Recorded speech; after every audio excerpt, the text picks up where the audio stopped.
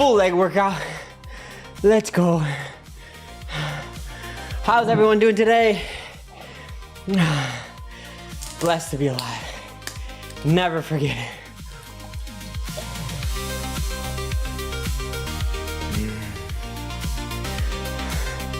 What's up, Crash? To dust we return. Best time of the day, let's go. Because we get to get back to working out, vibe coding. Just so blessed. So blessed. Slash green.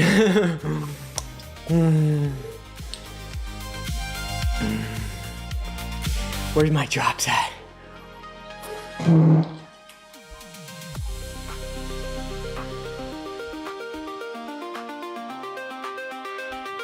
Where is my super suit?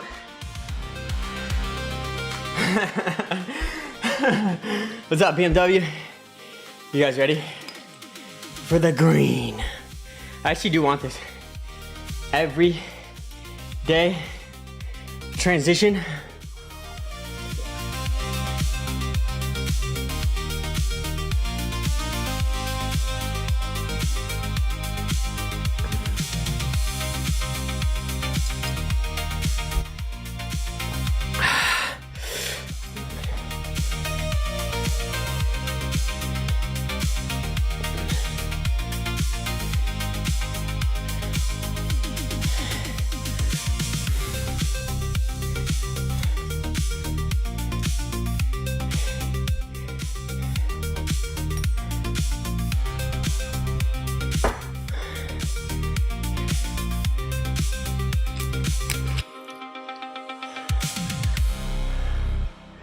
Nice. Let's go.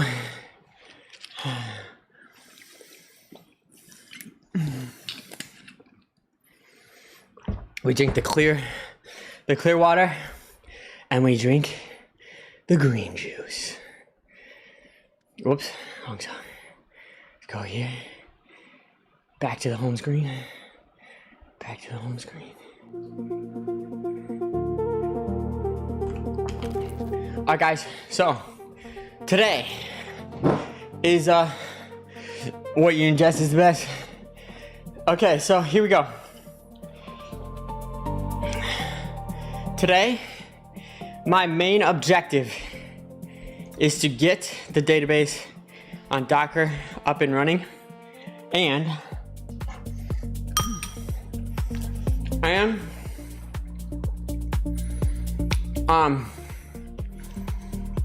finalize the Shepherd, because if you guys were here yesterday, you know I was working on Shepherd, which is this page right here.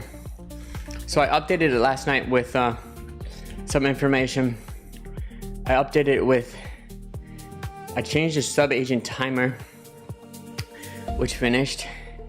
I updated the agent response routing. But let me just jump in really quickly. For anyone who's new here, or just in case, I'm coding an app called Lani Day, which means Heavenly Day, to increase awareness of actions based in fear, love, capture what's happening right now. This isn't about planning the future. This isn't about talking about the past. This is about recognizing the state of mind in which I am operating with right now, in this moment. Why am I doing what I'm doing? What's the core reason? Capturing that is really important to bring the unseen activity happening inside the mind to a visual way, into an app, because there's so much things going on. There's ideas of why we're doing this, but there's feelings, and there's feelings behind the energy of why I'm doing this, you know? So this is the app that is really meaningful to me. It's the app I needed when I was in my depression, not understanding why. And I needed to know this information. So that's the application I'm building, and what I'm building to support that process of building that application is I'm coding this Shepherd conductor tool that basically is the shepherd of the herd of agents, correct? That's why I called it Shepherd.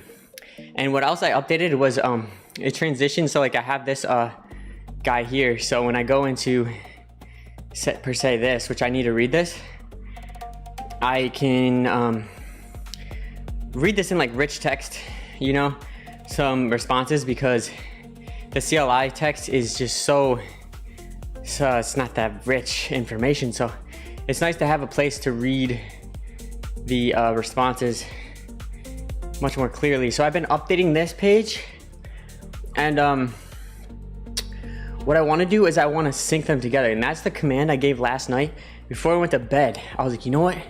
I want to get a way to sync. Like when I copy this, I hit Option Command C, and that does is it copies the text, and then I have to paste it over here.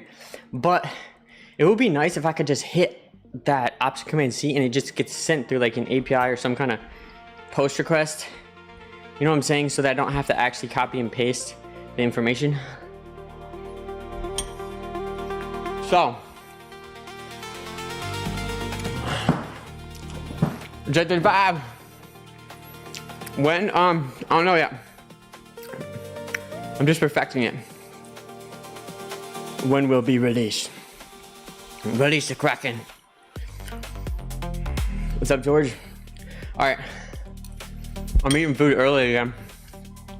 I keep waking up and I'm hungry. I think it's because all the workouts I've been doing. Guys, that leg workout I just did at the beginning of the stream, that's a really good leg workout. I would recommend it. I was using 60 pounds on the swings at the beginning, and then like 35 pounds on each side, which is 70 pounds, which is decent, you know, because I weigh a certain amount too. So task 4 doesn't touch. Okay, so let me just verify that this change is actually working properly, because it was working for hours last night. I want the CLI tool and the CLI text site to send information between each other. This worked for, I don't know, many hours. Don't know why it took so long. Oh, because it was enabling a bunch of agents, not just Claude and Grok. That's why. Okay, so let's install it.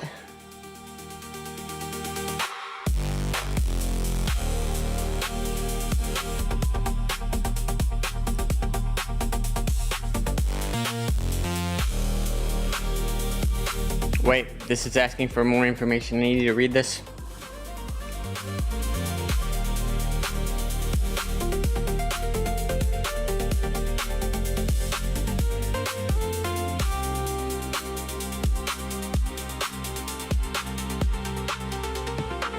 What you need to do, I couldn't finish this part.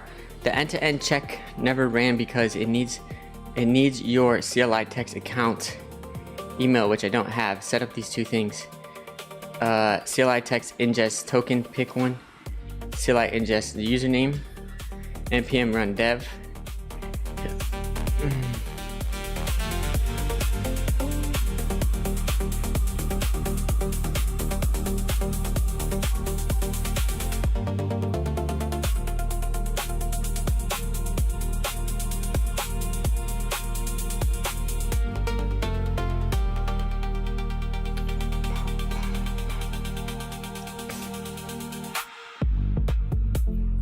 Okay, I need to give it the email so I can finish this setup. Let me go full screen for a second.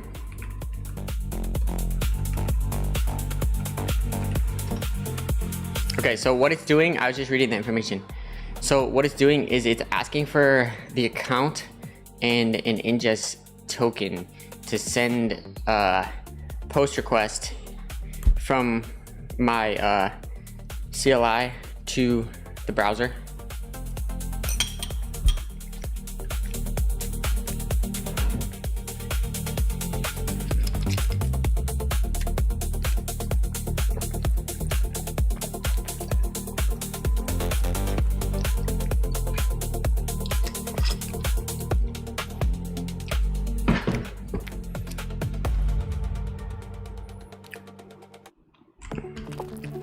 Okay, so what I want to do is I want to get, as that's working, I want to use compare these two plans together, this index.html and this index.html, and I want to just see all the differences compared. So let me do this inside of the API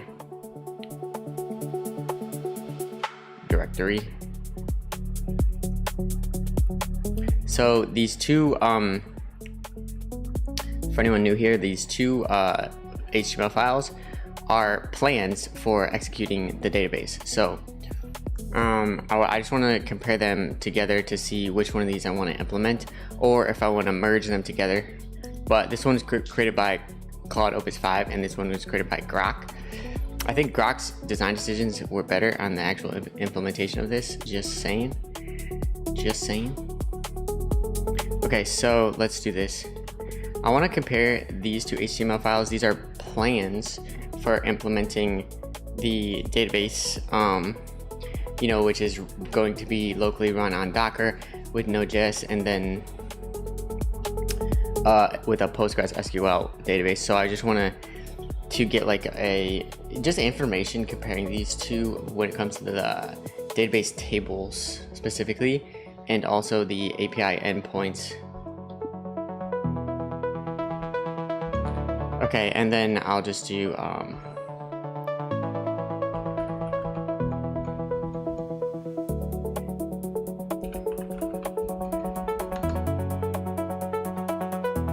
Claude created this plan, and then I'll drop in the actual file here, API.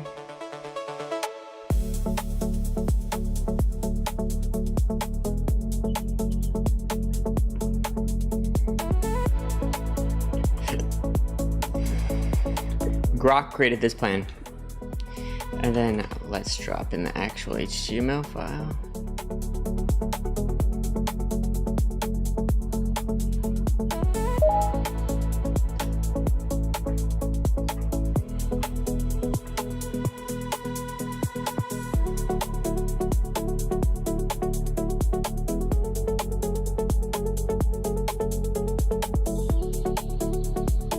Okay, so let's see what this says. One thing worth a follow-up.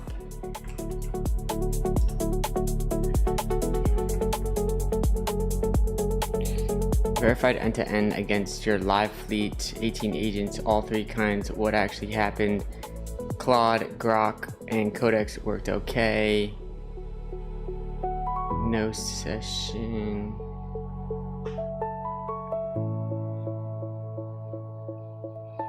Two things left, both to your end.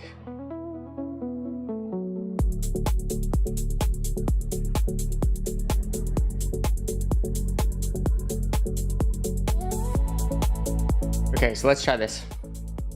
Can you please rebuild and upgrade Shepherd locally? Let's try this out. So hopefully when we rerun Shepherd, we'll be able to click Control-Z, and then it'll paste the text directly into here without actually having to paste that information.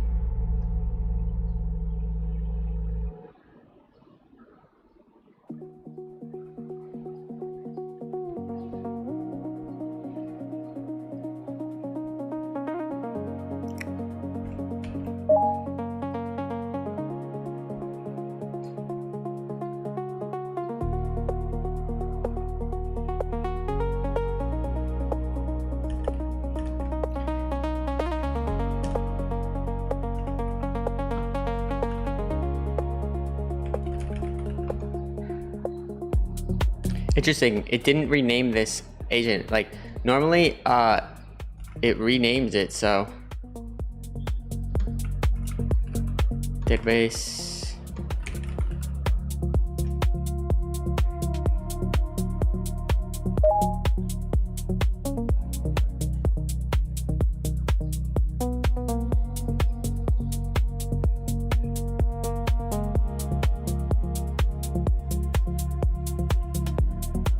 Shift DA. What's up, Brandon? All right.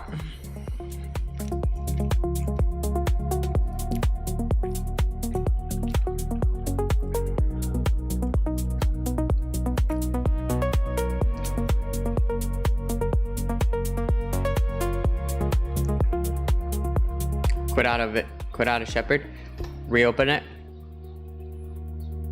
All the checks that I just had were unchecked, which isn't cool because I was trying to use those right now.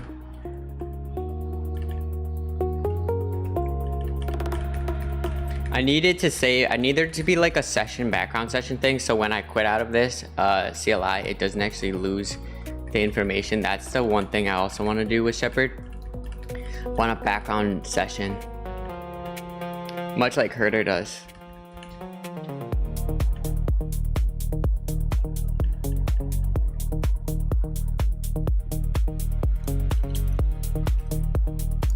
Okay, so what I should be able to do now is command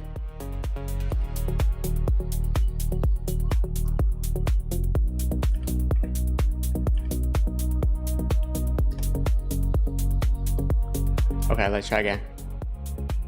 Database compare. If I hit command control Z, CLI text could not take it. That's what it said. Shoot.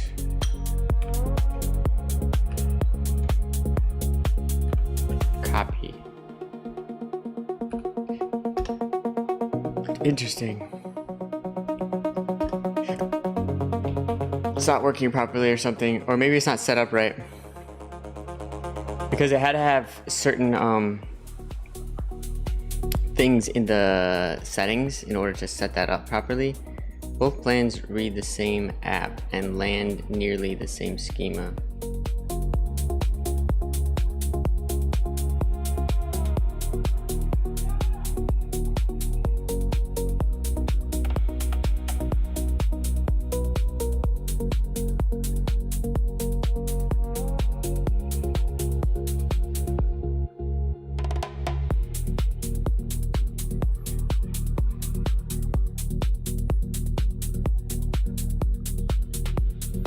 What's up? I am Fable. What's up, Classy?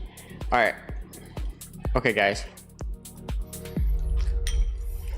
We're having an issue right now because what's happening is my CLI text, which is this page, is not receiving post requests. So I need to figure out why this is happening.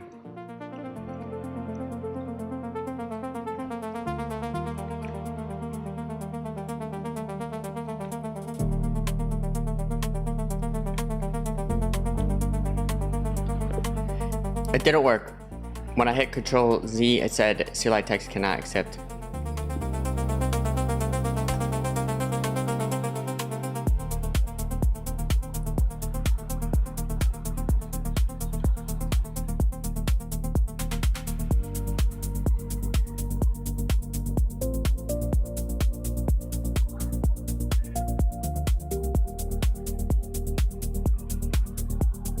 Okay, so I have two projects going on right now at the same time, which is Shepherd and my main project,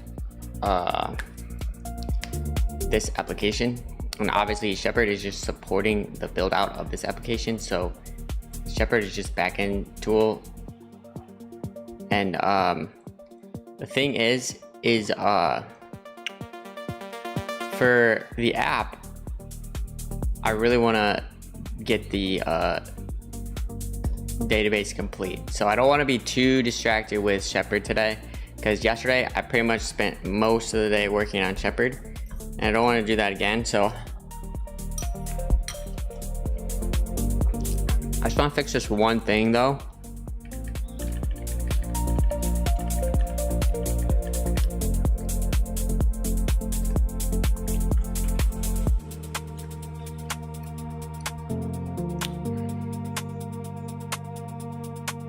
The sections work isn't merged. I stopped at menu waiting for choice, so nothing landed on main.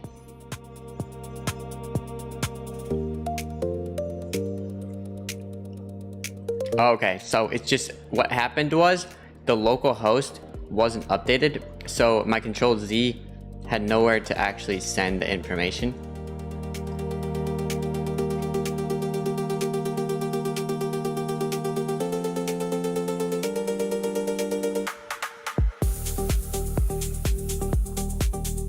Hold up, let me just do something real quick. Music down a little bit. Music's kind of loud.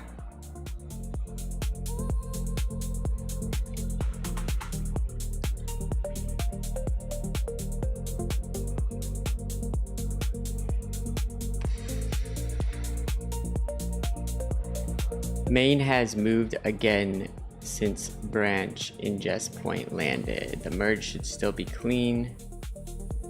On CLI copy paste, I can't place it.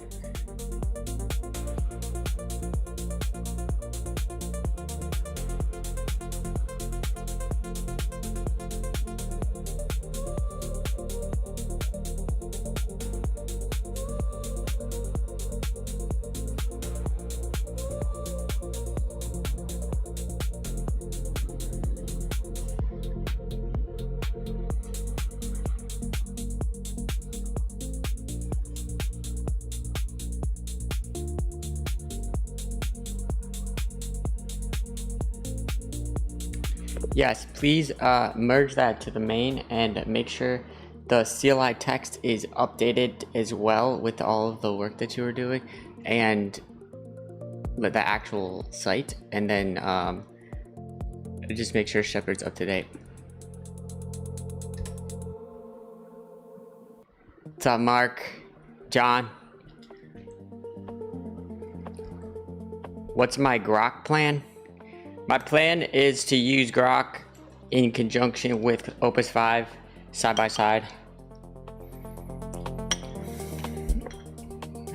Because Grok is like super fast, and Opus, I still think it's better at doing long running tests, maybe like harder problems.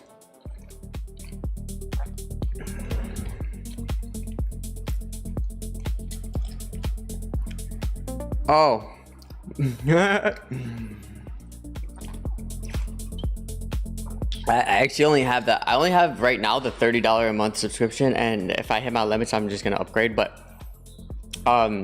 because the price is so much cheaper, it's insane. It feels like the usage is way like the amount of usage it goes up by is more closer to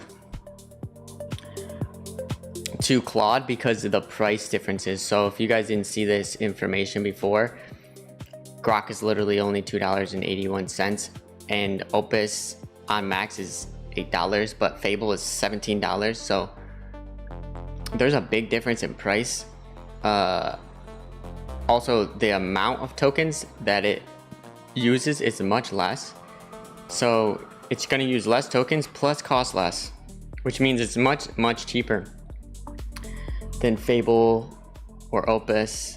So I would say Grok is an amazing second choice, considering the fact that the actual benchmarks are saying that it's pretty comparable to Fable.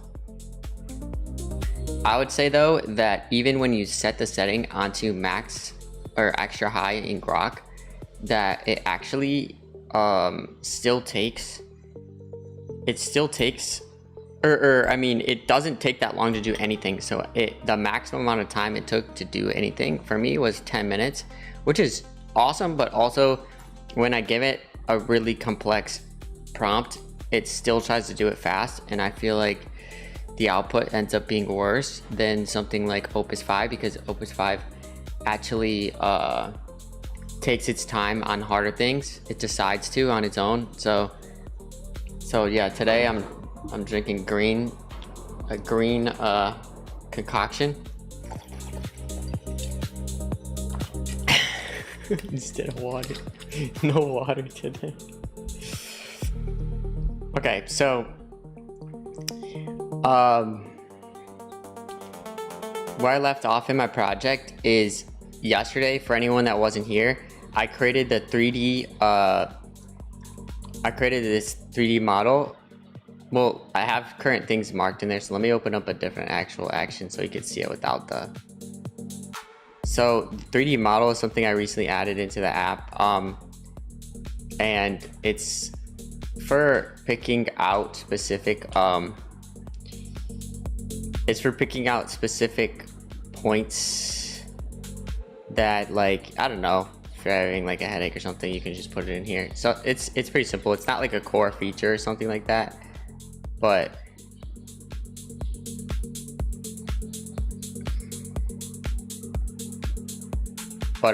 I just wanted to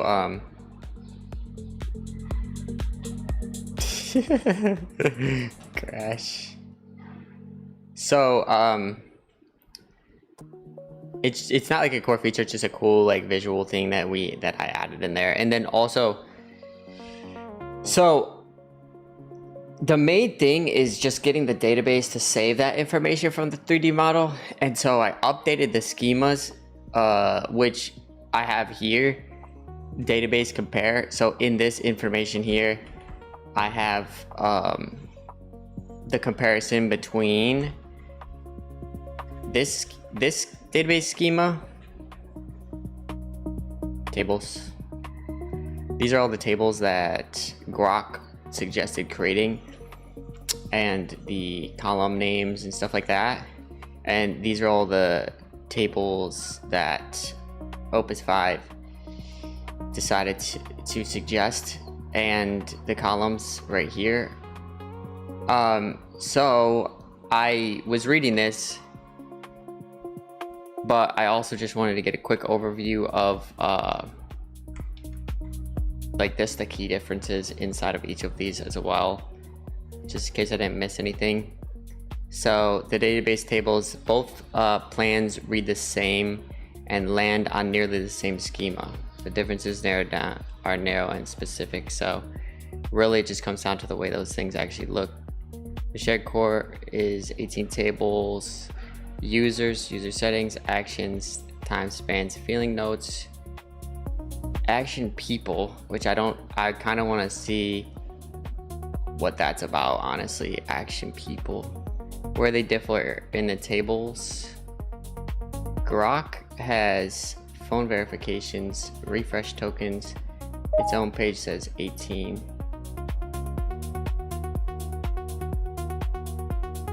Users identity, users auth 0, no auth 0. Interesting. Grok has no auth 0, which I think I actually do want that. So that's something that I need to add if I'm gonna go with the Grok plan, but I think I'm gonna merge them together potentially.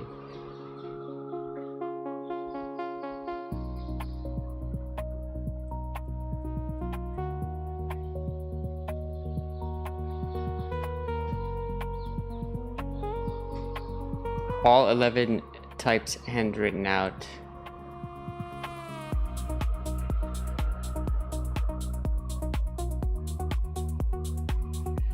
Interesting. So it is slightly different plans.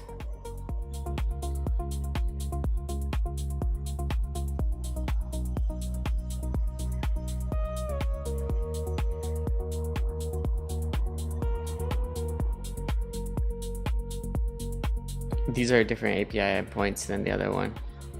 Media.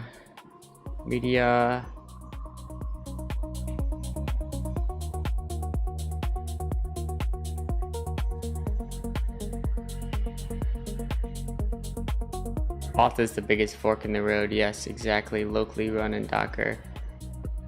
Claude schema assumes in auth 0, nothing can be saved until it's configured.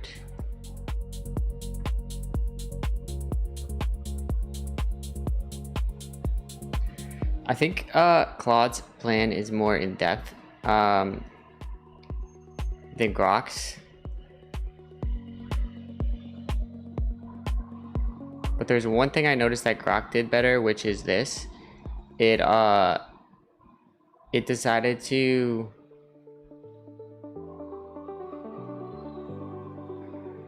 where is it?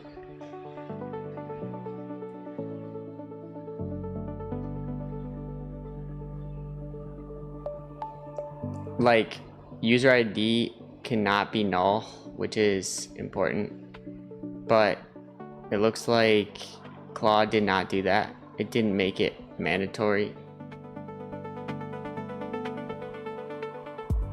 Okay.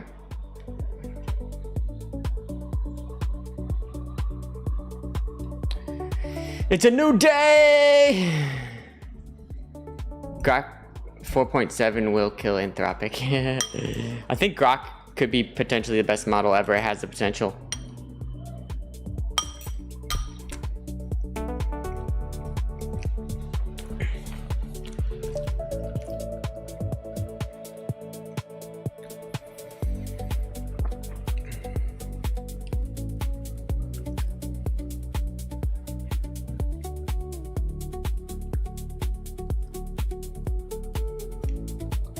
Oh, the phones. I was wondering what you're talking about. Are both your phone simulators? Yes, these are both simulators. One's being managed by an agent inside of Claude, and the other one is my simulator. I created a plugin inside of Claude Code that actually manages this. So when I go in here and go to plugins, installed, I created this this right here. iOS agent simulator. So it spins up these without actually having to open up Xcode and click like this build and run. You know how if you're building an iPhone app, you already know that, but okay, so let me go back here.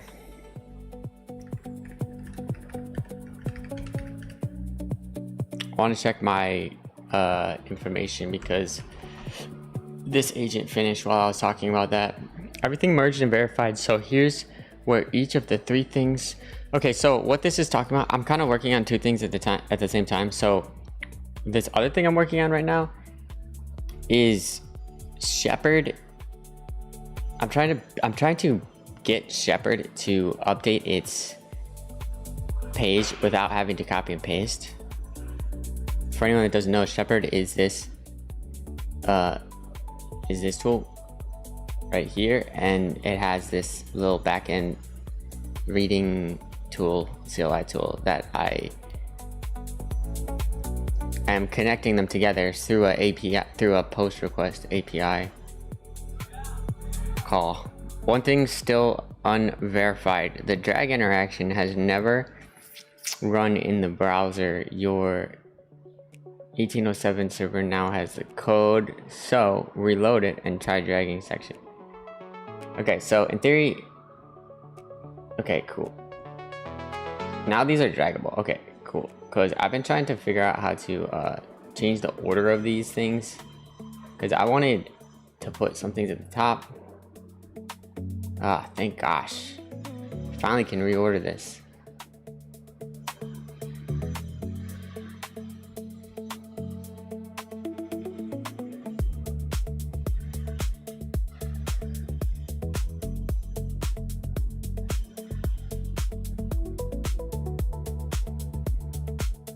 Okay, so now that's working out well. And now let's see if I just update Shepherd. Can you install and rebuild Shepherd for me after this update that just happened? I want to see if it names it. Naming a second ago, it didn't name the thing properly. Shepherd rebuild. Okay, that worked. Database compare. We already did that, so I can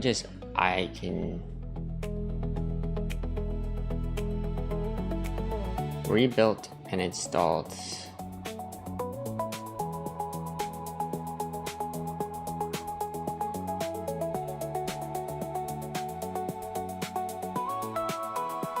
I have so many agents open for Shepherd, so let me quit out of some of them. Delete /autocomplete, delete Shepherd folder colors. So I changed the colors yesterday. These colors were just grayed out. So what I want to do is I want to close the space. I want to close the space in between the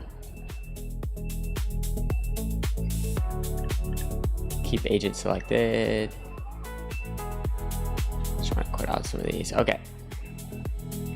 Let me screenshot this page. I want to close the gap between these two things here a little bit. Can we make a little less room for the agent names and close that gap a little bit? But remember, I want to keep the space for the time and the agents that are open. So, but notice like the longest agent name and how much space there is in between where it shows the folder directory that we're currently in. Here's the image. Okay, let's drop the image in here that I just screenshotted. So this is nice because now I have this one place where now I could go into this agent and see that's the exact thing. I don't know why I put the image at the front of the prompt though, because I put it here. So that's interesting. Can you update Shepherd? Because I noticed that when my actual prompt gets entered into Claude, I pasted the image directory towards the end, but then for some reason, like I placed at the end of the prompt, but then for some reason it got placed at the very beginning of the prompt when it got sent over to Claude. So that's a bug. Wherever I place the actual image is where it should be at in the actual prompt.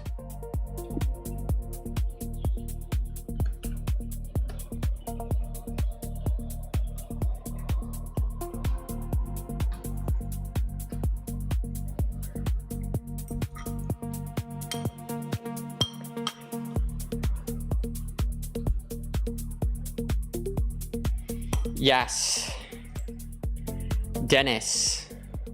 Is the purpose of Shepherd to manage agents chats better? Basically. And also, it's a way to like dispatch the actual chat, because otherwise I have to create a new one. So I have to come in here, I have to create a new thing, open up the actual folder I want. So right now, this project is in CLI text, but say if I want to do a different folder, I gotta go into the folder, find the folder, drag it in here, you know? I gotta drag, like this is the process of doing a new agent. Let's just say I want to be in this folder instead of that folder. I got to do that, and then I got to run Claude, and then it opens up, and then I could give it the prompt right there. And then what happens is because I have so many agents, this was the main problem. Because I have so many agents,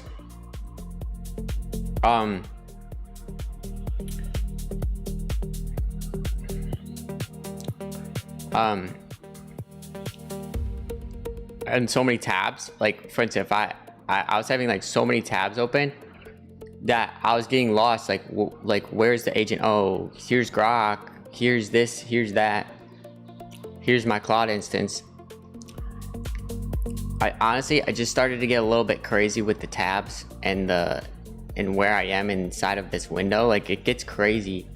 So this view is way simpler. Way simpler. Because what I could do is I could initiate, say if I want to say something to Grok inside of this folder, all I do is I just click here, and then I just say, what's up Grok? And then it's gonna create an agent inside of that directory, and then it's gonna create a specifically Grok agent, and it's going to be in that directory. So if I click into it, here it is, pulls it right up, what's up Grok, and then it just says the response, yo, what do you want me to work on? So it allows me to see what's happening really easily.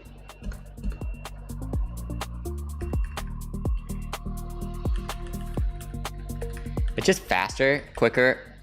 Everything's condensed into one view.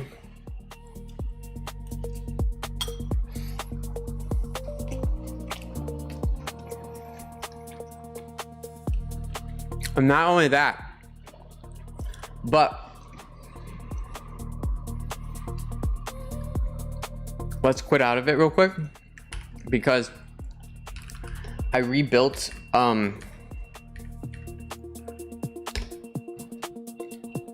Shepherd rebuild. Okay, let me just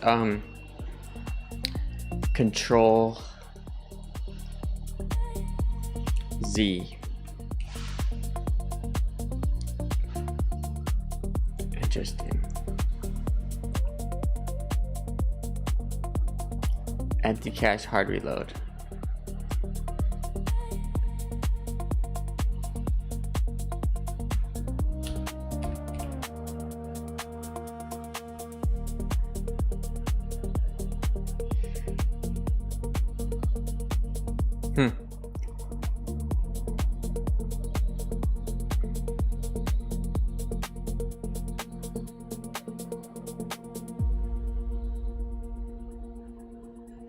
Can you verify that the post request for copy text from the CLI from Shepherd is the endpoint, the API endpoint is available?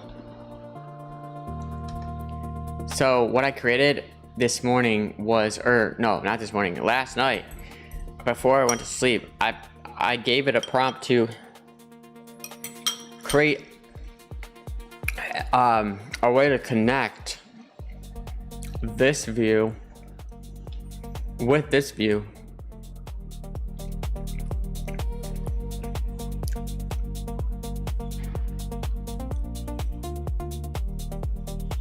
But it's currently not working yet, so I'm still working on that.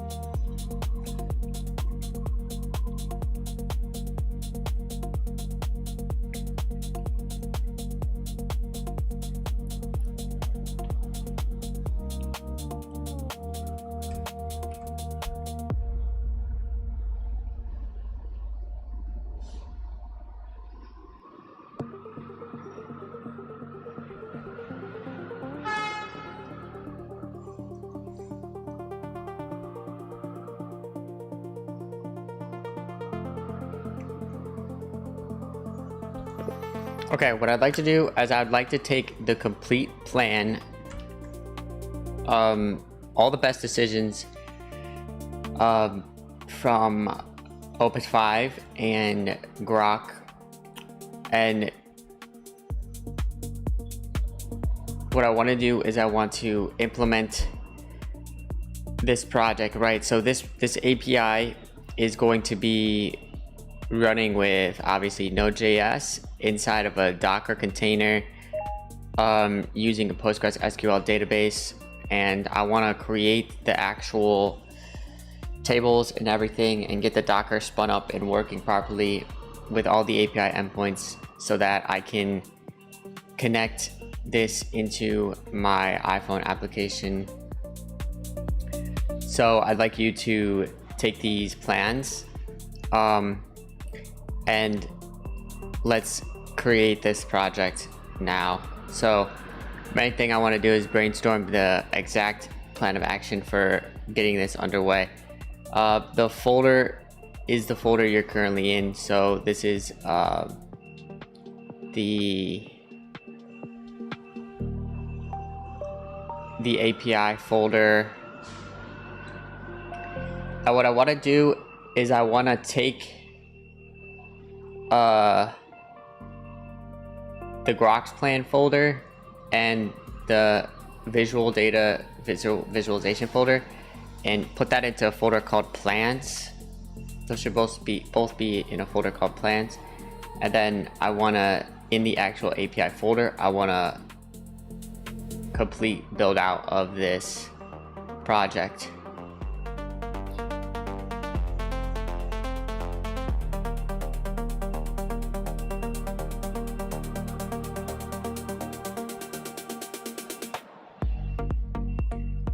Well, I want to use Auth0. I want to use, you know, hashing passwords, everything. I want this to be full build out. I just want to create the actual plan. Let me change the name of this.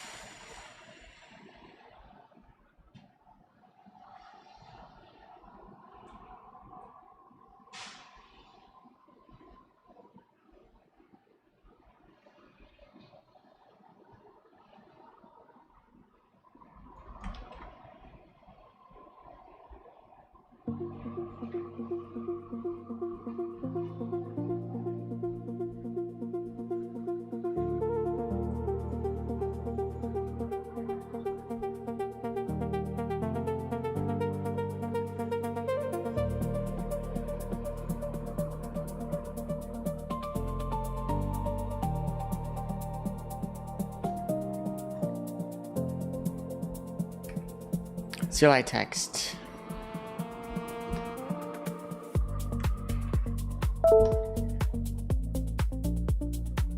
It's gonna ask me a lot of questions about that prompt I just gave.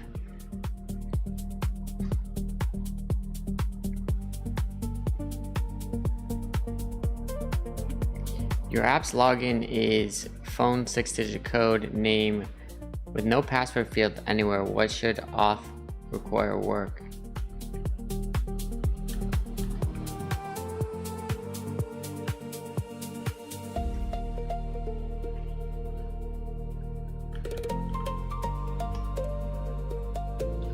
Yeah, Auth0 is working via a phone number, and then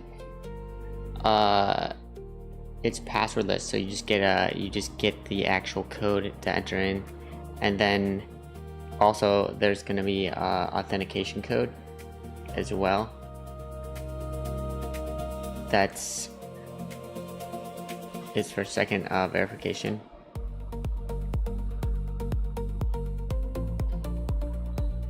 And then an email will be required, not required, but can be updated later on, but it's not a part of the logon create account flow.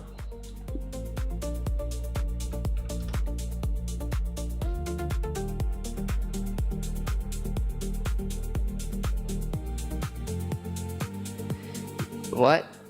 Yo, guys, sorry, I haven't been reading chat. I do read chat all the time though, actually. I just been locked into what I'm doing, that's all. Simple as that. What were you asking me?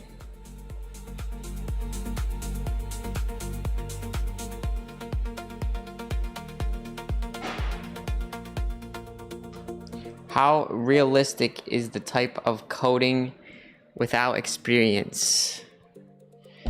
Let's say, wait, why is my thing being weird? Let's say you would set up this setup to begin. Wait, what's your question? How realistic is this type of coding without experience? Let's say you would set up this setup to begin, or you wouldn't get good results. To be honest, what's up? What's up, Tom, in the chat? Okay,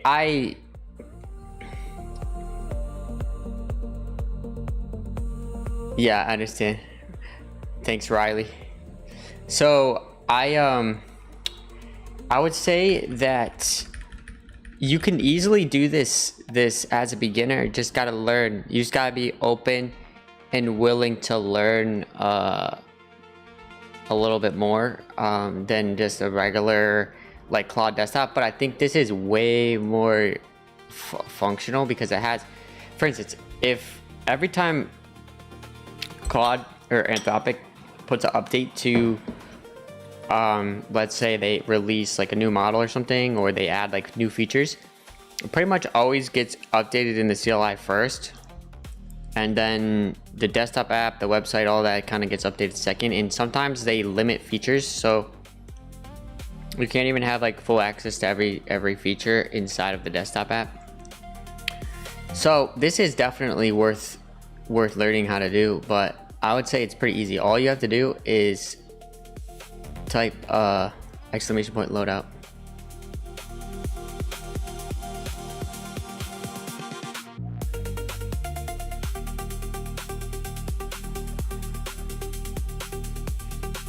So if you want to set up this specifically, here's all you have to do. Just download. What you're going to want to do is you're going to want to download a terminal window. Then you're going to want to download this. Why isn't Nightbot working? Is Nightbot not on right now? You're going to want to download not this. I'm just going this right now. Herder is what you're seeing manage agents.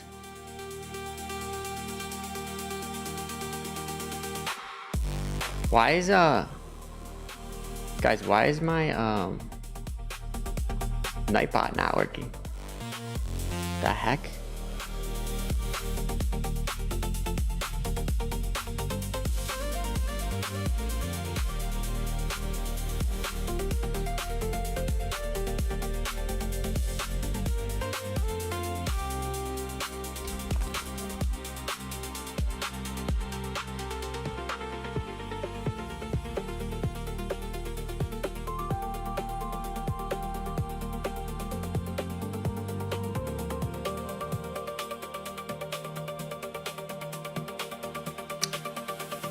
Broken.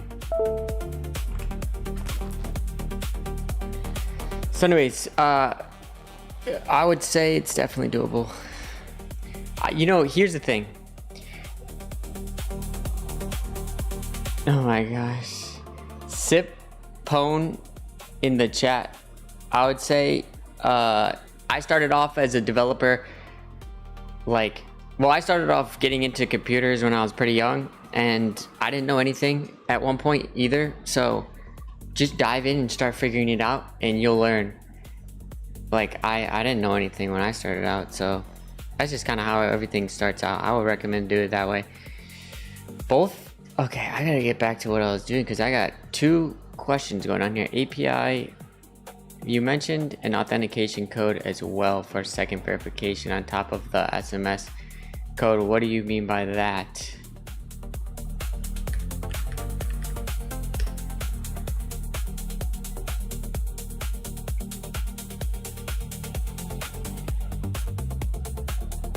Nick says he knew absolutely nothing about 3 months ago. It's never too late. I'm telling you, it all started from me just like, I just opened up the back of a computer and I was like, oh man, this is pretty crazy, because I was trying to figure out how computers work when I was like a little kid. And then over the years, I just started to be like, okay, well, software is actually what's making the computer like do what it does. So I need to figure out how to code, and then I would just play around. You know what I originally did was I would just inspect element on a website. Like this was like 15 years ago. I would click inspect element on Chrome, and I'd look at this HTML document and be like, how does this work? And then I actually started to figure out how to make my own websites because looking at other people's websites. And then that's how it got started. Simple as that. And I just kept learning and learning, like, what does that mean and what does that do, and like, how do I, you know. And then I learned JavaScript, and then I learned a lot of stuff because I built a iPhone app. For anyone that doesn't know, I hand coded before AI, iPhone app, Android app. I built a Chrome extension. I had a backend server that processed video, and I also integrated our tool into other people's CRMs using obviously like SDKs and APIs for other people to integrate. And so I had a full functioning software business before this, and I actually quit coding for the past 3 years or so because I fell into a depression. And because I was working a lot with a lot of like stress and worry, and I fell into a depression because it was crazy, because I love coding and I was so interested in coding and I built so many things for fun. But then when because I realized I didn't want to pay for school, because I tested out of the computer science class, when I went into the class, I was like, I already learned the information in here. And so I asked the teacher to take the final and passed it. And then I was like, well, this is kind of a waste for me because I already know this information. And then I dropped out, but that created a lot of stress because I didn't have a college degree and I needed to make money because my parents were kicking me out, kind of like pushing me out of the house. They weren't being like aggressive, but they were kind of like move out basically. And I was getting stressed out. So I was looking for what to do to help other people so that I could make money, so that I could feel safe, because I didn't feel safe. And I had all this stress and this worry, and I created this project out of that stress, and I was operating in fear. And so for anyone who's like OG, who knows what I'm doing, like you guys know, this was the start of my journey of like working in fear, because I kept working on this project for years, and I was like working out every day. I was like eating healthy and like getting good at coding and everything, but I was operating in this negative way, and I didn't see that this activity that's not able to be seen, that's happening inside my mind, that's pushing me towards not interacting with friends and family, you know, because I'm all worried and I need to work. And it just created so much disconnection. And I swear this is what brought me into depression, this process of acting with fear.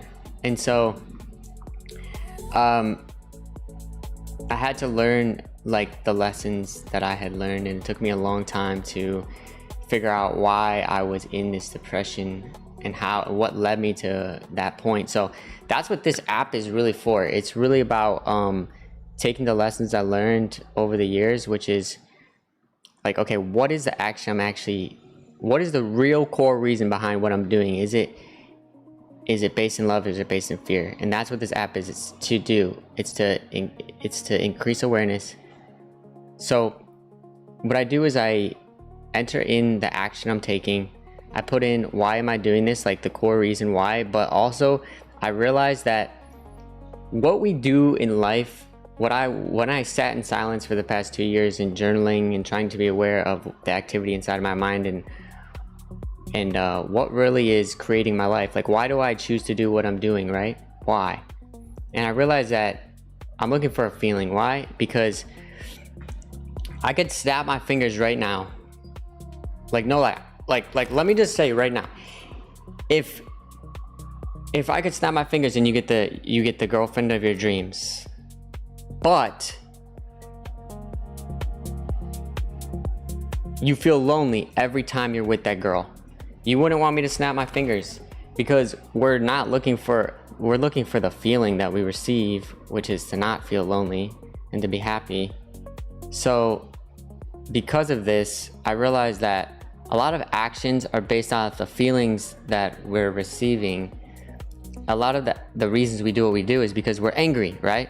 I'm angry, therefore I am doing this. Or I'm lonely, therefore I'm calling my friend. Or I'm anxious and stressed out and worried, therefore I am. So I realized that like a lot of the reasons for doing what we're doing is based in a strong feeling. And so when I started to recognize each feeling that I was moving with and the true intention of why I was doing what I was doing, then I realized I could draw these into 2 states of mind. Like I was becoming aware that there's really 2 states of mind happening inside my brain. I'm either in fear or in love. And all these feelings I could describe with 1,000 different ways. Like for instance, freedom, creativity. Where does it come from? What state of mind is going to be free? A mind that's in fear? Is it going to be free? Or a mind that's in love? Is it going to be free? You know? Or like a mind that's going to be able to be creative. Is it going to be in fear, or is it going to be in love? You know? And the thing is what is love? Like fear is isolating, right? Fear isolates my body from the world. I am separate from you and different from you. That's how loneliness is created. And love is really to see that I am inseparable from what I see. I see everything. I am what I see, and I'm inseparable from life itself. And in this connection, right, a lot of the positive feelings are sprouted out. So I actually had to go through a lot to understand this information, and I feel that right now, in this very moment, it all makes sense clearly in my mind, but the challenge for me has been to communicate this across to other people, because I had been living in fear. I had been living in stress and worry, chasing money, like because I wasn't okay, and it pushed me down, not moving like I was like when I was a kid, like with interest, playing. I think the highest form of working is playing, because it's the most creative. There's already been a study done that supports this information, which is that someone who is in a stressful state of mind has a harder time learning, because love and learning, the peace, calm mind, is actually conducive of learning. So like I just realized that like there's only one choice to make in life, and that's either to operate right now in love or fear, basically. Auth 0, does the phone plus SIM code, who owns the auto factor session to after?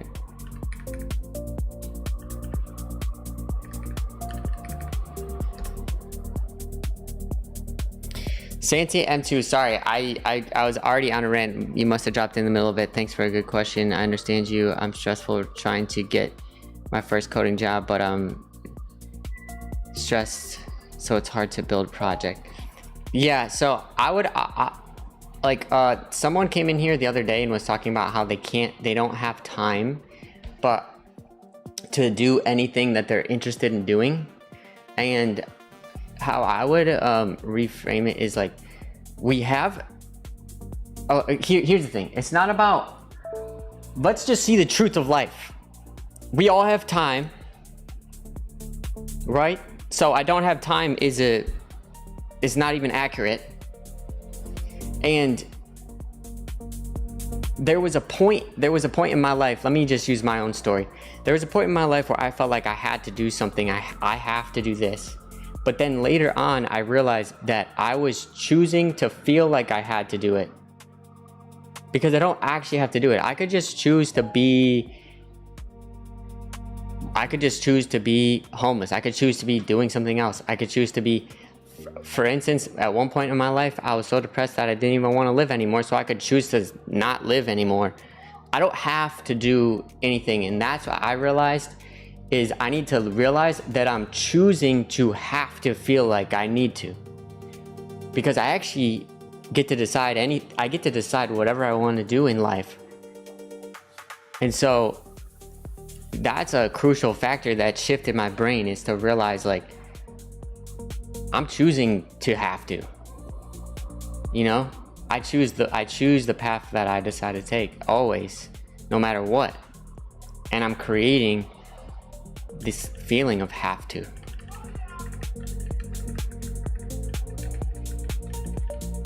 And so then once I realize that, then I say, okay, well, what do I want to do? What do I want to do then? Because right now I'm wanting to have to do this. Imagine This is what I did. I shifted everything from having to do something to this is what I'm choosing to do. This is what I am choosing to do. And so if you think about things from that perspective, I feel like it really helps out. Beyond the core spine, schema, auth, day, actions, clocks, feelings, sensations, keepers, partners, insights. Which of these are in scope of this build? Automated test recommended. Seeded data, Swift sources. I want to eventually go to AWS, but I don't want to do it just yet.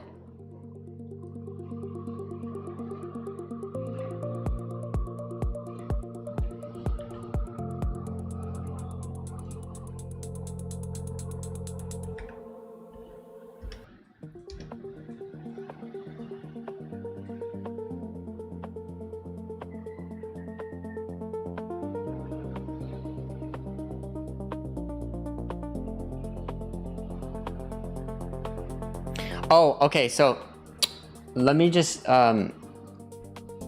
say this. Because I agree with what Sun Sadi is saying in the chat. I agree with this. Okay, all of the memories of the past and all the ideas of the future are existing inside of our mind right now. And so because of that, we're operating in this moment only. And so to understand the activity in the mind and why we're doing what we're doing is to understand the activity of our minds right now, right? So when something happens in front of us, say somebody treats us a certain way or something happens, how we feel about it, how we interpret it in our minds right now is then what we're deciding to do. We're basing our actions based off of that, right? So we're saying, okay, here's what's happening outside of me. Here's what's happening inside my mind. The memories of the past, ideas of the future, how I'm feeling about this activity. All of that that's happening right now is then what we base our decisions off of, the actions we decide to take. So if you want to change your life, you can change your life now in an instant if you change the way your mind sees the world and relates to the memories from the past, ideas of the future, and the events that are happening right now and the feelings that you're having. If you can see the world in a new way, you know, say if like the other day, this was like last week, the wind like blew through my window and it was like blowing all over my face and it was blowing into the microphone.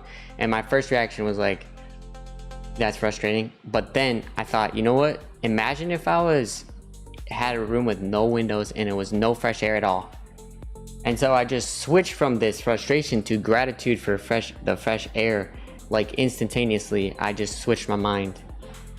And so the key is, can you change your mind, the perception of what's happening from like life is hard and difficult and meaningless into I see the beauty of life, you know? And I'm gonna move with what I'm interested in and not what I'm afraid of.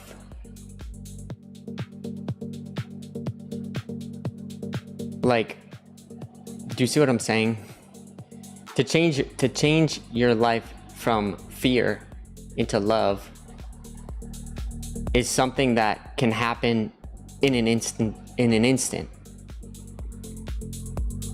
And once that change is made, you change the actions that are being taken now.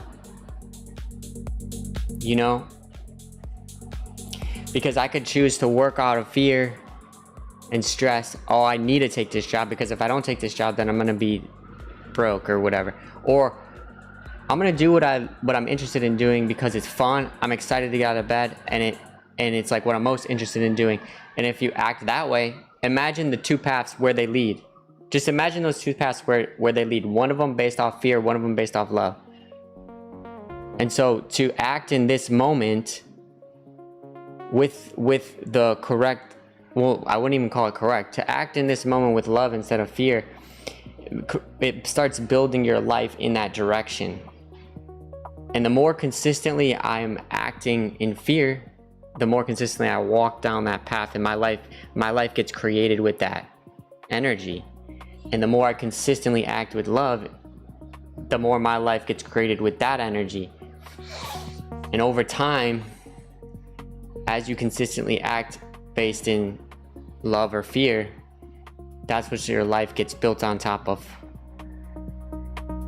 And because I as a developer decided to code my software based out of worry, stress, and fear, I spent 10 years of my life working because I was worried, because it was initially a stress and a worry. And I was like, you know what? I'm going to create this project that's not about what I'm interested in creating. It's about, I want to help those people so that I can feel safe because they're going to pay me. So I created and worked 10 years inside of something that was from fear and stress. Do you see how that works? You don't have to go down that path. You don't have to go down the path of acting with fear and spend 10 years of your life doing that if you understand what I'm saying right now, and you choose to actually gravitate towards what you're excited to do when you get out of bed and you're like, life is amazing. Life is amazing. I'm not worried. I'm not stressed. I'm gonna actually go do something I'm really excited to do. And I'm gonna call my friends. You know what I mean? And it's also the same for like friends. If you're feeling lonely and you're like, I need to go hang out with my friends because I don't feel okay. It's not about your friends. You're not caring about your friends. You're caring about yourself as an individual. It's fear-based. That's a fear-based interaction with your friends. I need to feel okay, so I'm going to feel okay by interacting with my friends. Versus, I care about my friends, so I'm going to see how they're doing. I'm going to call them up and say, hey, how are you doing today? Then that's based in love. So that action itself is based in, I'm feeling content, grounded. I am what I see. I see the beauty of life. I'm okay. And now I'm going to see if my friends are doing good. And I call them up. And now that action is based in love because it's the same exact phone call. Ding. I called my friends both times. One of them is based in fear and the other one is based in love. And it's two states of mind that are operating inside of my head, and I see them so clearly. One of them is disconnected and isolated as an individual body, and I'm afraid to die. And the other one is actually the truth of what I am, because I am inseparable from this life. I am what I see, and there is no separation. Separation is being created inside of my mind. Because I do not exist outside of this universe. This earth doesn't exist outside of the universe, and I do not exist outside of this earth, and everything is connected. There is no separation. So I am you and you are me, and our brains are actually much more similar than different. And the intelligence of that's coming to me is not coming to me from inside of my mind. It's coming to me from seeing the truth of life. It's like the wisdom of life is dumping into my mind instead of my mind creating the wisdom. Because like, what's the difference between knowledge and wisdom? Like, knowledge is the memory and the activity going inside my mind. 2 + 2 = 4, and I know that inside my head. But where does like wisdom come from? And based on my experience, I realized that wisdom is like seeing the truth. It's like being fully understanding what I am.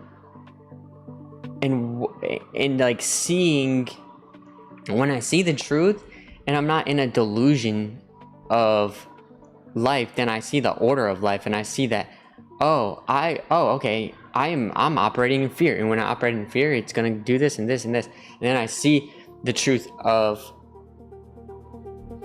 why I ended up into a depression.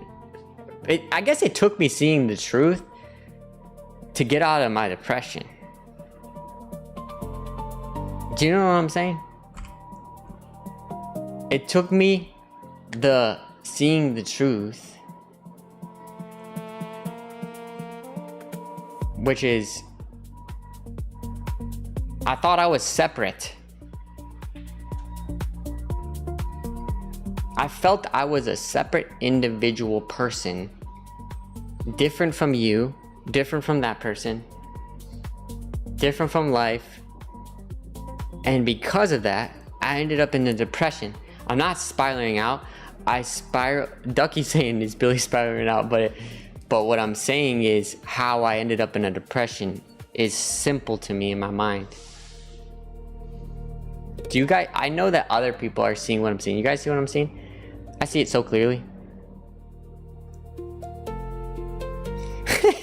You guys are just messing with me. You guys are messing with me. You guys are funny. You should API. How should the API code? Okay, so back to the app. So how does this all relate to the app? Let's talk about the app for 1 second before I get into coding it, okay? So the key is to consistently, each moment, right?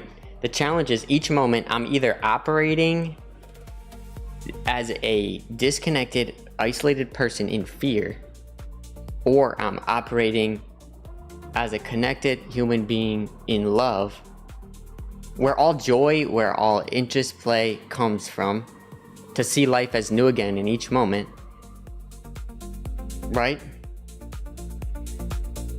Whichever one of those states of mind I'm operating in this moment is important to capture, because if I'm consistently operating in fear, I'm creating my life in that way. So the application is to capture the action I'm taking, which is whatever it might be. Could be coding Lani today, could be playing the guitar, could be doing anything. It doesn't matter. It's just about capturing what we're doing in this moment. And then it's about capturing the actual feeling that's associated with it. So like, I'm stressed out right now, or I'm whatever it might be, I'm just interested in this thing, or whatever feeling you're having, you put it into this application, just capture it while you're doing what you're doing. And then over time, it'll give you a chart that says, hey, every time you're doing your morning stretch, or every time you're coding Lani Day, or every time you're doing this activity, it's either more consistently based in fear or based in love. So you can start to increase your awareness around the things that are actually, what's actually bringing you down. And that's the key. Is it the action that keeps on bringing a bunch of stress into your life?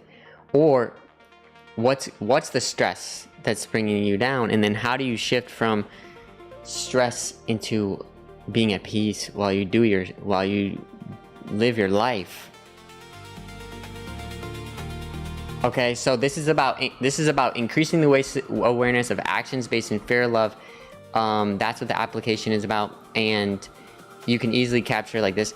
I'm just coding Lani Day, and I'm really excited to share the valuable lessons I learned from falling into a depression and then having to work my way out and learn the lessons to see the truth of life. Like literally, I had to see the truth of what's going on inside my mind. This is making the unseen activity up here visual into the app. And that is exactly what this is about. And so there's some things I learned that I feel like are valuable, like for instance, the shifting from loneliness to connection without actually having to change what you're doing, because that is possible. So I just wanted to create some content in the app that actually shares some of these things that I learned while I was sitting in silence for the past 2 years, just journaling every single day, trying to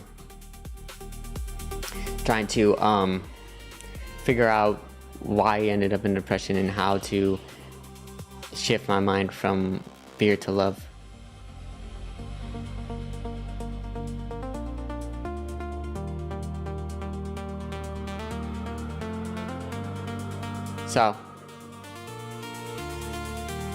So anyways,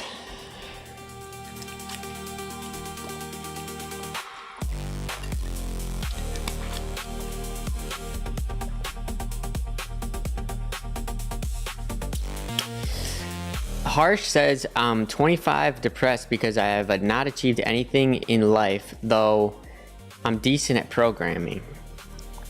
Okay, well that's amazing, because AI can program for you. So I would recommend figuring out what you could get excited to get out of bed for. Like, I would recommend putting your phone down. Well, at first I'd recommend watching this YouTube video of mine, and then not this one, not this live, I'm actually pulling it up right now. I'd recommend watching this YouTube video right here of mine. Social media is destroying you. Just because I feel like social media is prevalent. And then I'd watch that video, and then I'd put your phone away, and then I would go to the park and just journal down like everything that gets you the most excited. Literally, like, write down, like, don't do anything, but think about all the things that get you excited to go and do something. Like, anything that feels stressful, like, oh, if I do that, it feels stressful. If I do that, it feels stressful. Think about the things that get you excited. It doesn't even matter what it is. Could be playing soccer, could be doing anything. But write it down, like this gets me excited, this gets me excited, this gets me excited. And then once you figure out those things, then figure out what one sounds the most meaningful to you, or whatever it is that feels in alignment with, like, who you are as a person. And then just go do that. Just go do that. Doesn't matter what it is. Doesn't matter if it's programming. Doesn't matter if it's a sport. And then do that. And then over time, the more you do that thing, the more opportunities come up for you to keep doing that thing and also be paid to do that. And just look for opportunities too. Look for opportunities to be paid for the thing that you like doing. Like, look for opportunities to be a soccer coach, or look for opportunities to be a programmer coding the thing that you're excited to code. Like, if it's a game, for instance, you could code a B2B SaaS tool because some YouTuber said B2B SaaS is going to make money, right? That's all based in fear. If you're just trying to chase a worry, which is, I need to make money.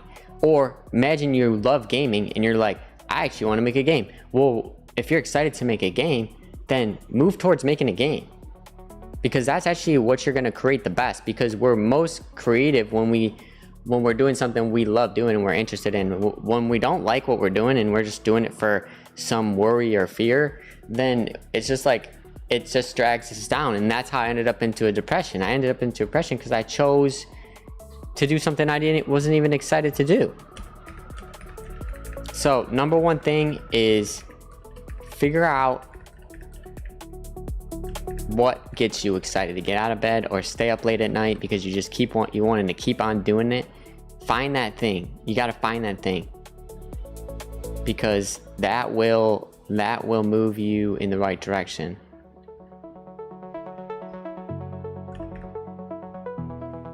And I spent 10 years working in fear and stress, guys.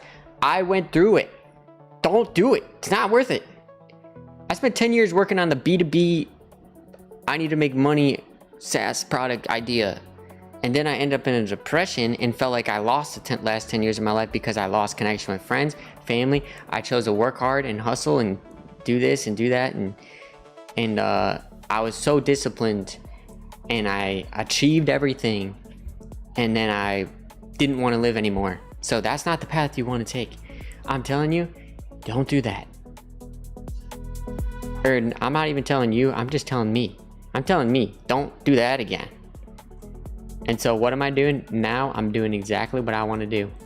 And I see the meaning in it because, one, I love coding. I started coding before I was getting paid to do it. So now AI can code. I'm having fun doing this. I love doing it. Like, for instance, I'm building Shepherd, like a little CLI tool on top of building this. Like, I'm building extra stuff just because I like doing it. And I get to do something that's meaningful to me, like share the lessons I learned that are about fear and love and acting with fear and love. I get to share it with other people who might be working out of stress and worry in their life, and hopefully help someone else. Like, there's so much meaning in that. Oh my gosh, I feel like I'm on cloud 9. The fact that I get to work on this project, code, and help other people, that's insane. It's like W. It just feels like win, win, win, win. There's no downside to this. And so I would just look for something like that for you, you know, in your life. Everybody's different, so you just gotta learn about yourself, understand yourself, and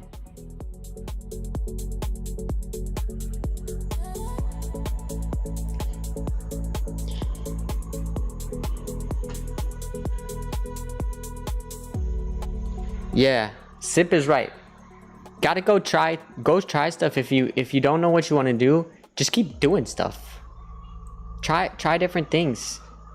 And also, I'm sure there's some things that you love doing already, so try a bunch of things, meet new people, explore. Don't be afraid, just explore.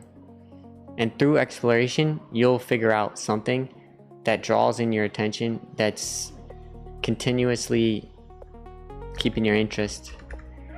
How should the API code be organized? This determines the shape of every file we write. Feature models? Yeah, I think this way.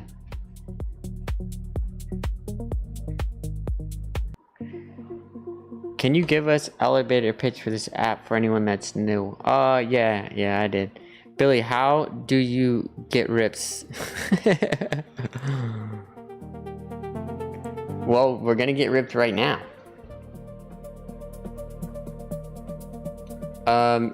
Craft, if you just rewind a little bit, I just explained the elevator pitch a second ago. That's the only reason I didn't answer your question like immediately. But I actually just finished talking about that. But welcome to the stream. Alright, let me go over here. I'm doing a quick workout.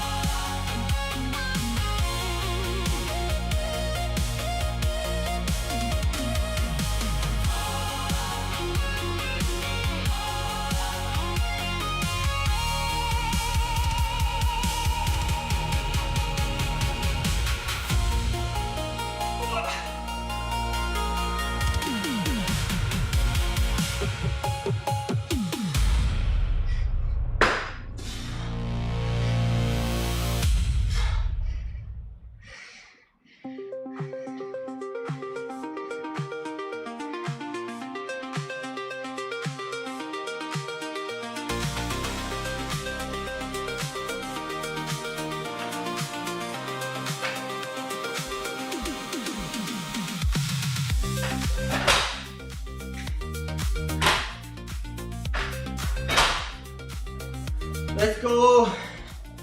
Leg day. Leg day.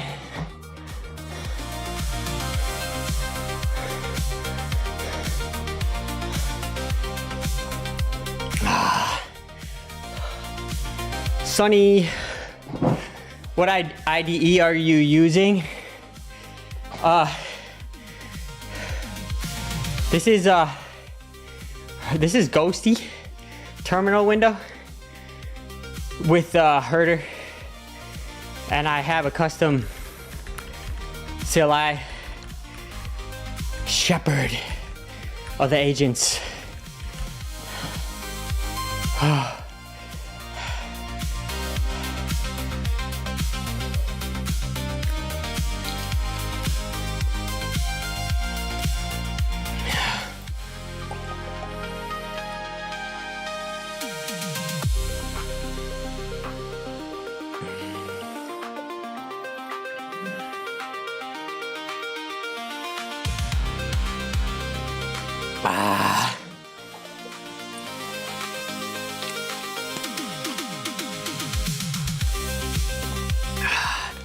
Short blitz.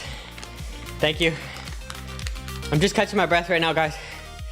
That was a good leg workout. I recommend trying it out. If you have dumbbells at your house. Guys, I swear, the only thing you need for a home gym is some dumbbells. Mine go up to 80 pounds. And then some bands like this. Some workout bands. I could do every single muscle at home just with that. Another day.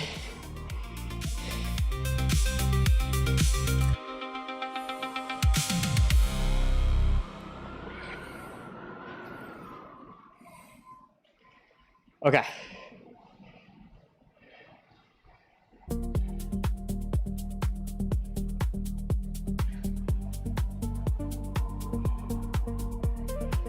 Image placement order.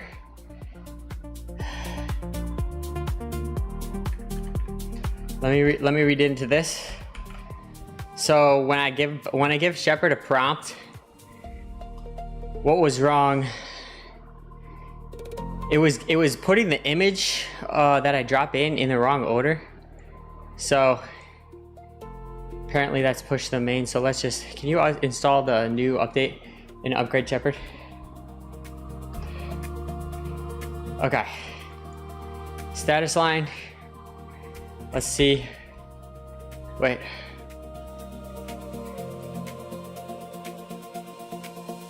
Okay, so I updated the space between this folder, the colored folders here, and the actual name of the agent, just to make that a little shorter.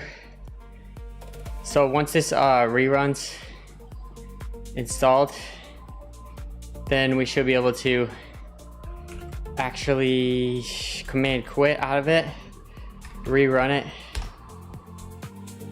There, it's a little closer. That's good. And then let's try to drop an image and just see what happens. This is just a test prompt, just reply with it, okay. And then when I dropped in like this image before, it put it at the beginning of the prompt. So let's see what that actually looks like.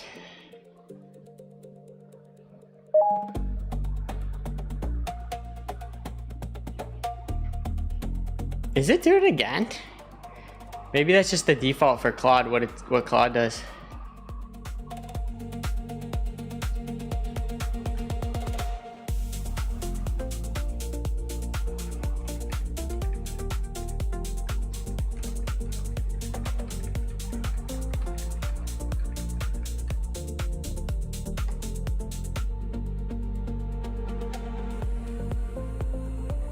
How do you create subagents? You create markdown files? Subagents get created for me automatically because I have this plugin. This is answering auto trading. I have this plugin right here called Working Tree Subagent, and what this plugin does that I created, it spins up a subagent every time I give it a prompt. And it decides how many subagents that it should create, but at least always spins up at least one because I want a subagent working all the time.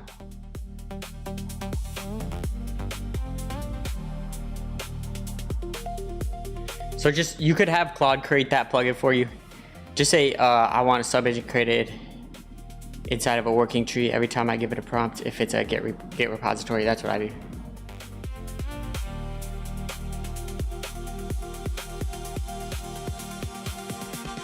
Subagents get created automatically.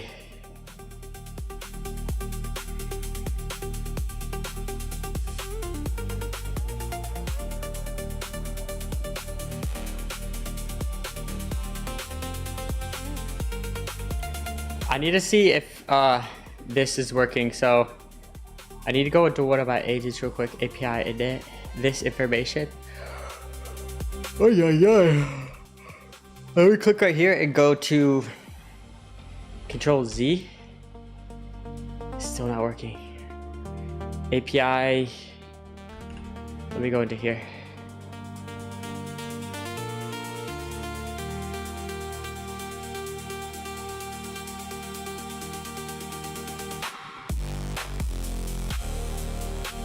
Can you run that for me, please, and then restart the server?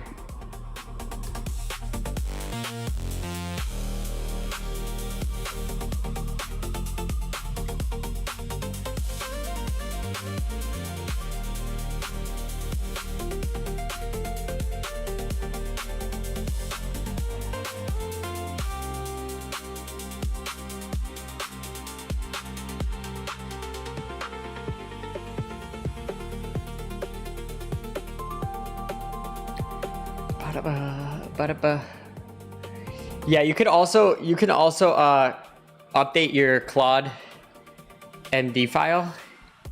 So inside of your project, there you can create a Claude MD file like this, and inside of the Claude MD file, you can specify if you want agents to be spun up when you're if you want sub agents to be spun up also. So there's a bunch of ways to do it.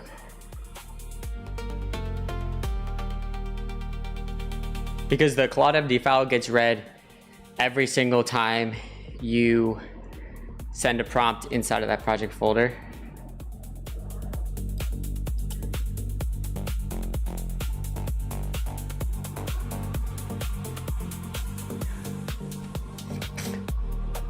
No, it's built into Claude MDs are built into Claude to be read.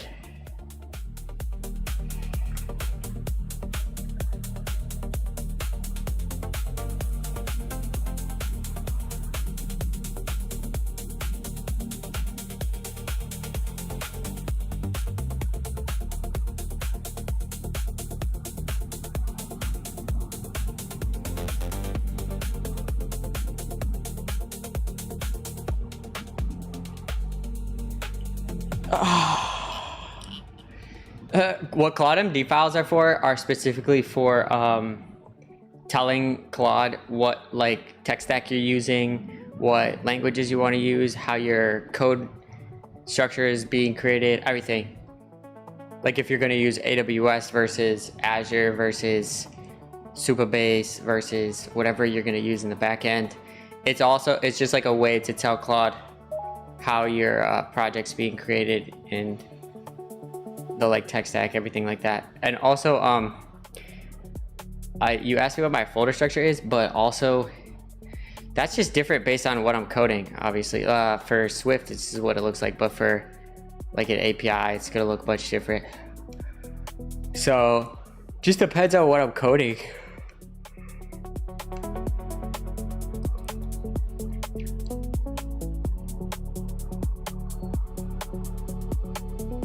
Whenever I do leg workouts, I get like yawning if I haven't been running in a while. Cardio, I need to get my cardio up. 2 things I need from the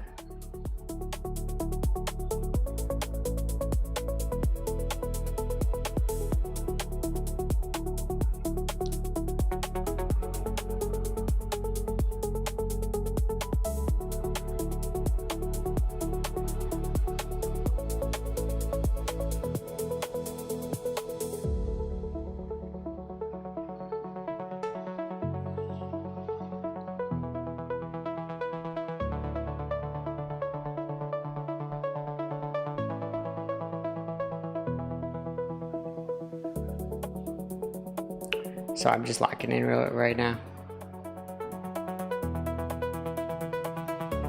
The best 2 agents that I like working with are, well, I like 3 agents. My favorite 3 agents are Claude, Codex, and Grok. I've been using Claude the most, but I think I might start using Grok more for smaller tasks.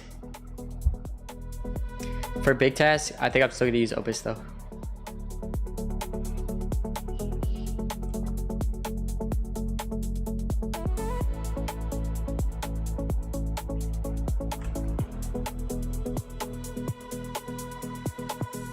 This is my workout schedule. Monday legs, Tuesday chest, Wednesday. I accidentally opened it, but I just figured whatever, I'll show that to you guys.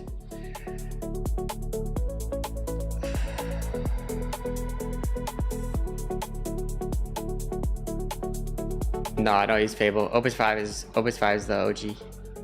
Or Opus 5 is the half the cost. It's almost the same.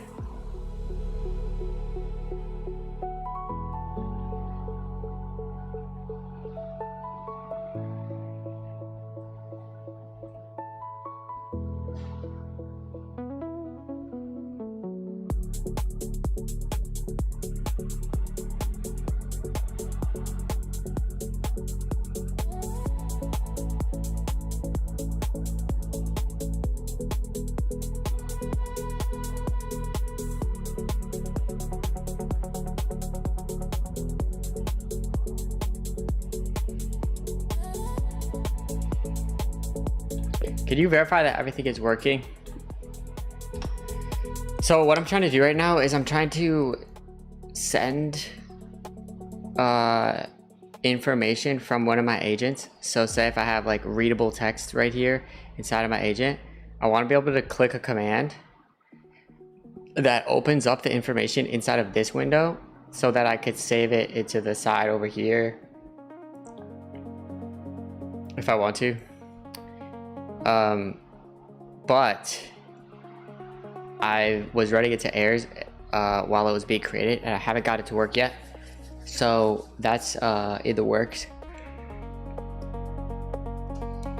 The other thing that's in the works is the database structure for this app.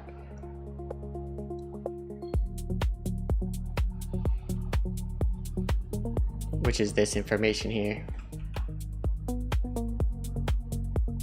Section 1 of 5, the schema starting point visualization is already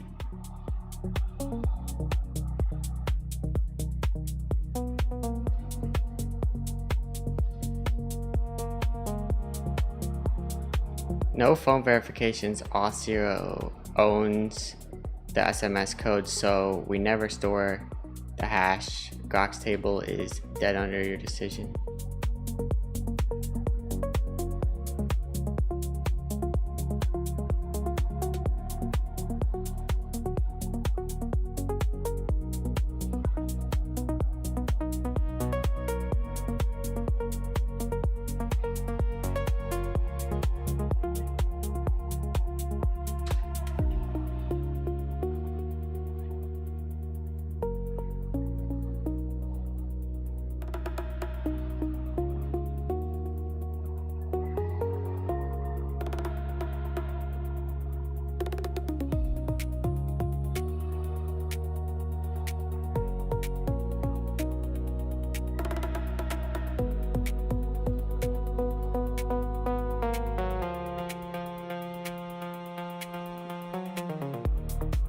Let me read the database structure real quick.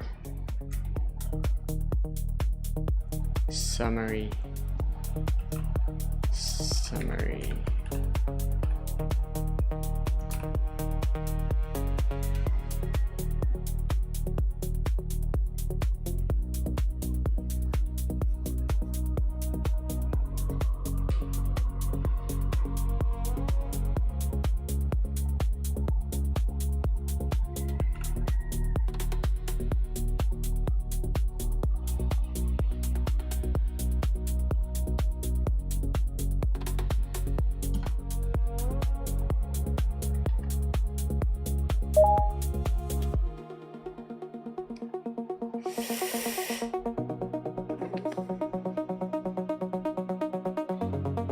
Okay, this looks right. Watching while charging your Tesla at Wawa. Let's go. You live in New York City or? That's sick. I have been to a Wawa before. It's only on the East Coast, right? Wawas.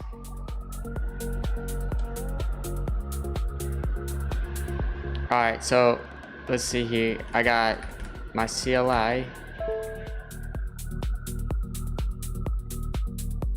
and my API updating. So is TOTT mandatory for every count or optional? Mandatory at sign up.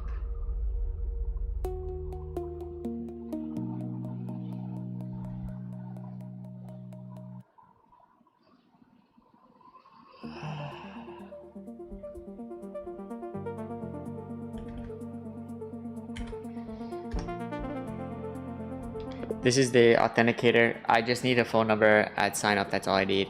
Don't need an authenticator code at first. So that was just asking me if I wanted to have the authenticator code while the user is signing up into the application, because the login flow just asks for a phone number at first.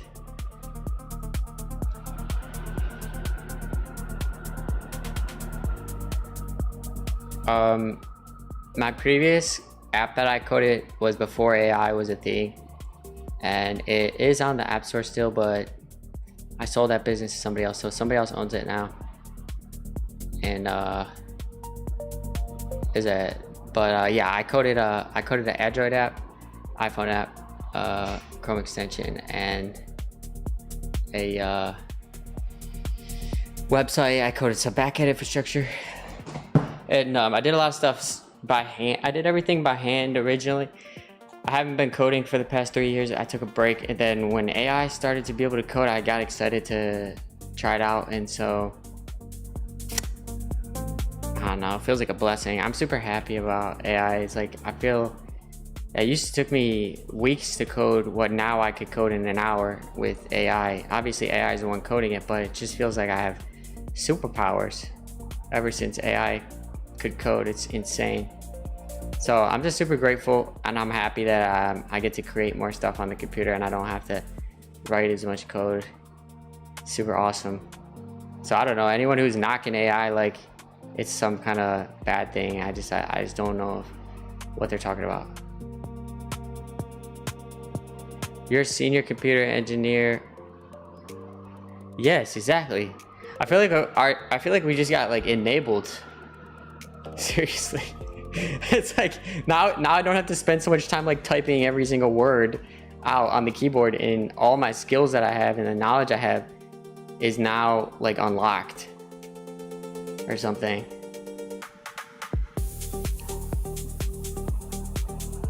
Because I think I see like people come into my chat like, how do I get started as a beginner?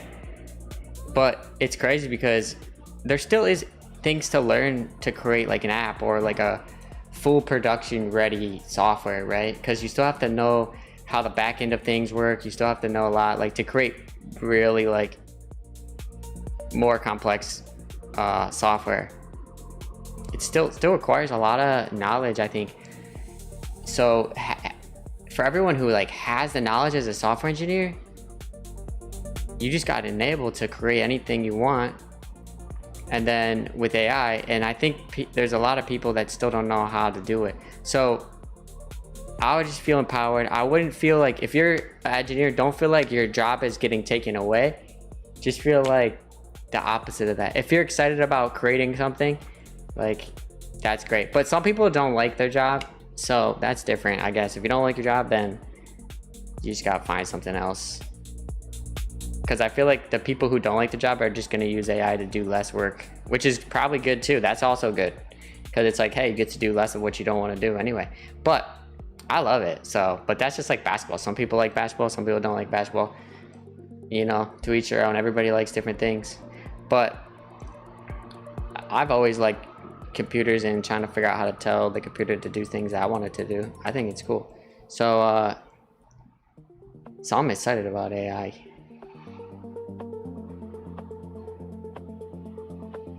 Yeah, I think I think Jeff Bezos, I saw Jeff Bezos say it in an interview recently. He was like, I feel like AI is just increasing productivity for everybody, while other people were like saying, we're cooked, you know. I don't think we're cooked at all. Actually, I think we as engineers just created the most useful tool for ourselves. That's what I think.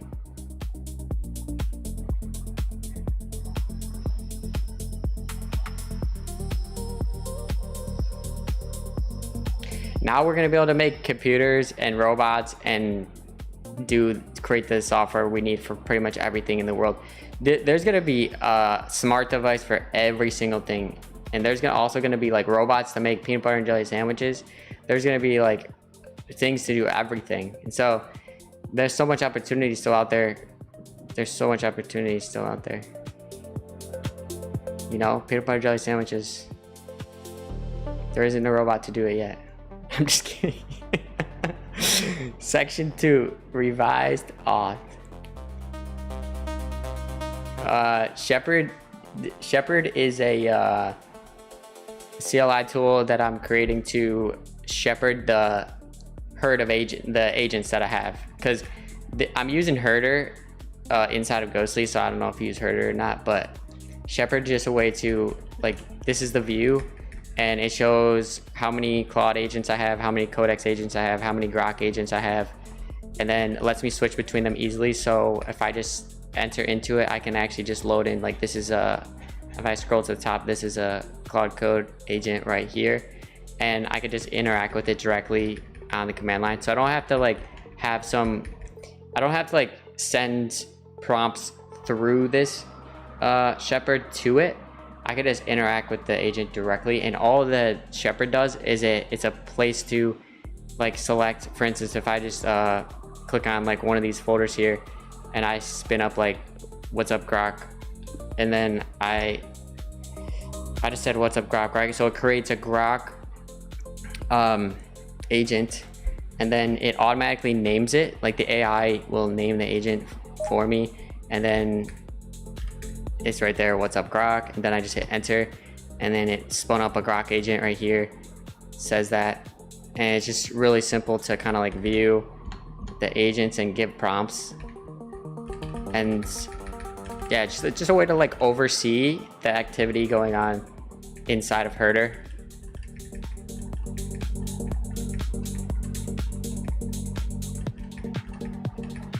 Yeah, super simple. I mainly was trying to keep it simple versus like complex. And then the other thing that it could do is like, what I want to do is, for instance, like this information right here that Claude outputted. I output all this information, and so I paste it into this view here. So like this is my little pasting area, and then what I could do is I could see like more rich text actually like prints out the code and stuff like that if I have like a code block, and then I can save the actual prompt and response if it has useful information. So for instance, like I have this little section over here to the right, which I have some saved information from the actual commands in Shepherd. So like these are the commands in Shepherd that I could use, all the key commands and stuff like that. So that's getting saved over here. That originally was just a prompt that Claude gave me, but I was like, you know what? I need to save that information. So bing, bada, boom. That's what this is for. What I want to do, what I'm trying to do, which is giving me bugs right now, is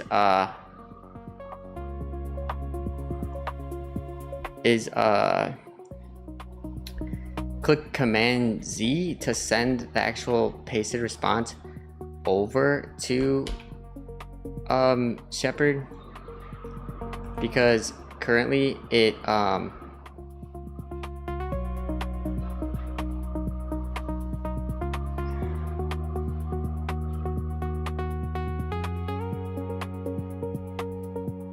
currently is giving me errors. So let me try it again. Let me try to relaunch it.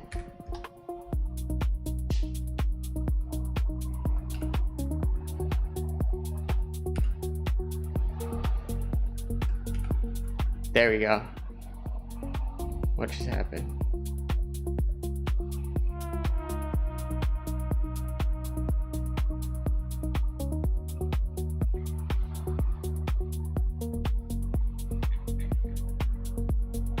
Okay, it just worked, but it opened up a brand new tab. Let's see if we can get it to load into the exact without opening up a new tab.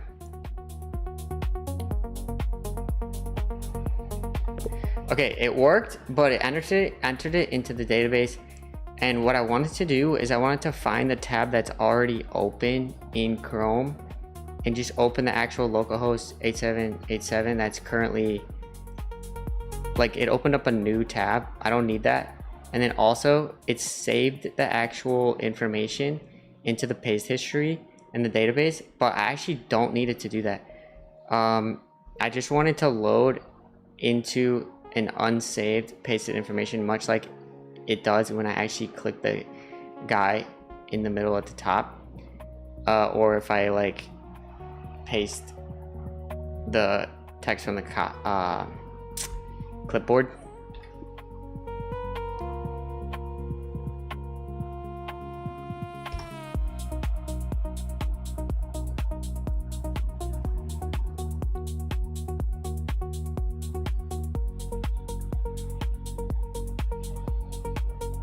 Yeah, my workflow is starting to get better.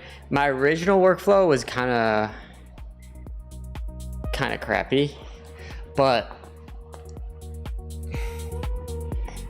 I knew it was crappy. I just didn't want to. I just was so locked into creating my app that I was just like, whatever. Okay, I actually need to read this API information documentation right here.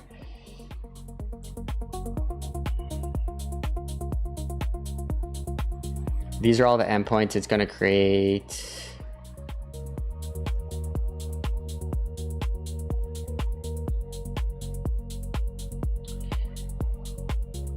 Two behaviors I'm porting exactly rather than proxy. The only reason I'm not reading this super in depth is because for anyone who's new here, I have a whole document that has this information. I already have been reading this API documentation information in this HTML file that I created. It has all the tables and all the columns and everything, and all the API endpoints are right here. So I just want to say that just so you know, I'm not just agreeing with what it's saying randomly. Yes, this looks great. It's just rehashing the plan for me right now, making sure that I'm confirming the information.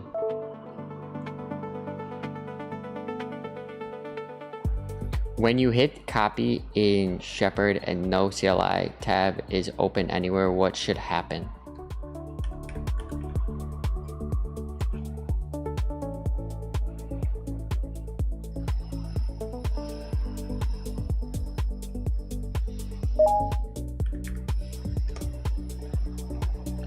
If there's already unsaved text in the window, what should happen? Replace it, recommend. Yeah, just replace it. Should saving directly to a section remain possible at all?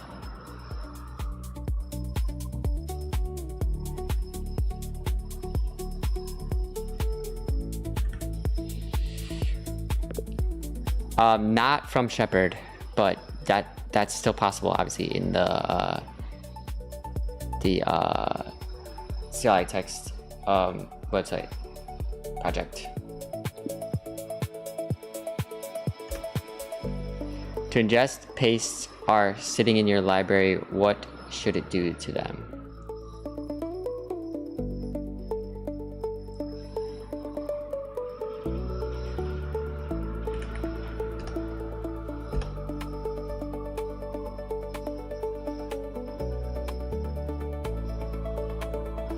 Okay, so that's actually working really well.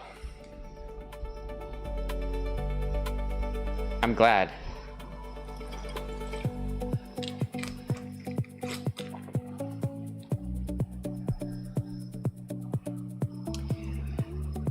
So NYC, do you have agents running at night all the time, checking your code? What do you use? Use Fable for that? I'm curious what you're working on, NYC.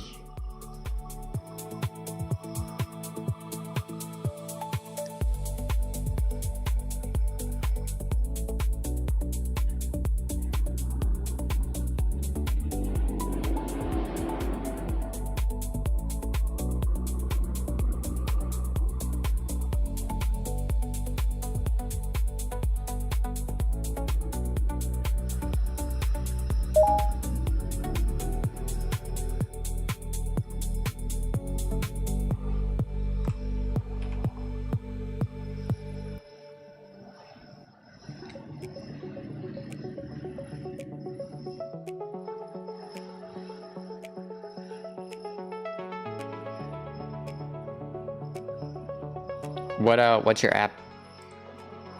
1122. Both gone. 2 pastes, 0 orphans, backup.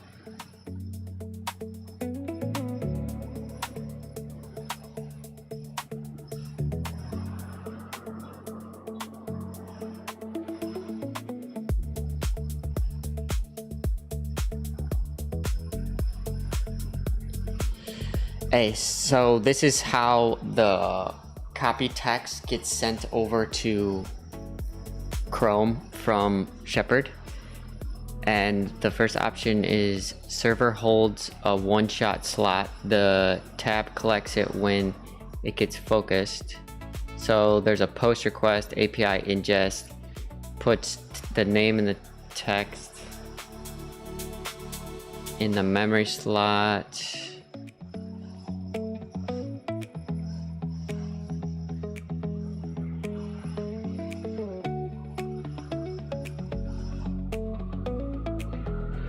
Yeah, I want A.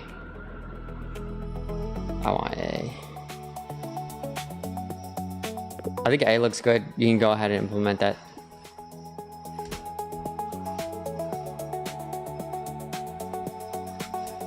Okay. Because I want to hit Command Z, send the response from the agent while I'm in this view over to this view.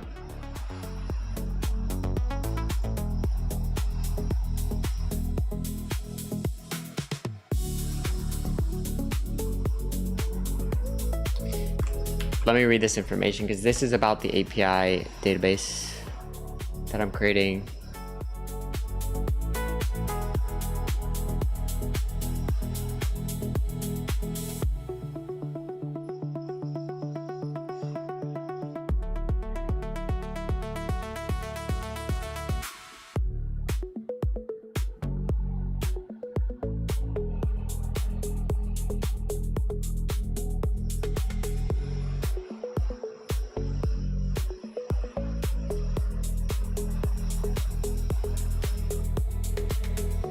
SIP, I spend like $200 to around like $250 at this point. $200 to $300 a month on AI subscriptions, I feel like. It fluctuates depending on which agents I'm using more and less of.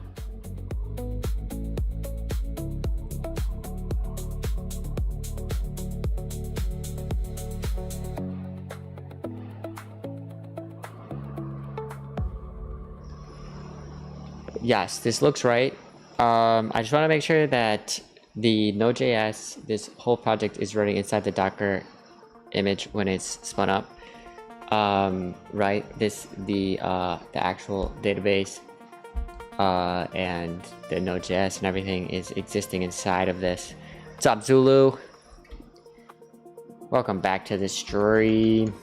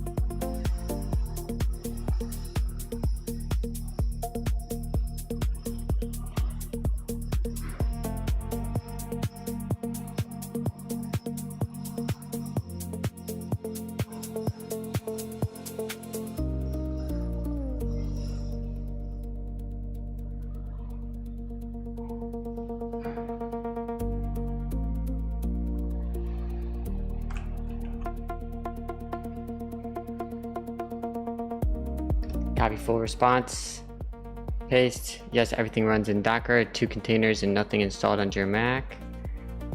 Node itself lives in the API container. Your source folder is bound. Section 505, build order, phase 0, housekeeping. Move, visualizations, Grok's plan into plans, update readme file, point to them. Wetlands foundation. This is the build out for anyone who's new here or just dropped into the stream recently.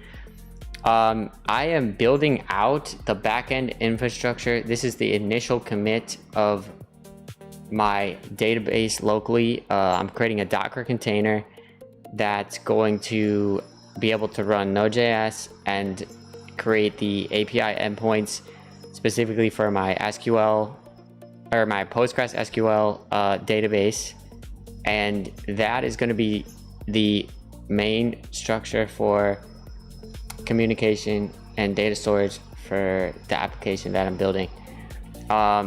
So I have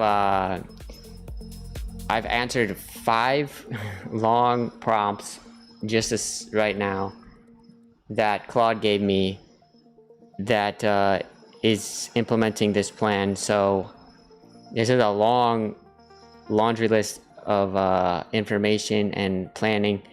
It's taken me many days. I'm at like a week of planning this API, and I'm going to prompt it right now to create the database and the API.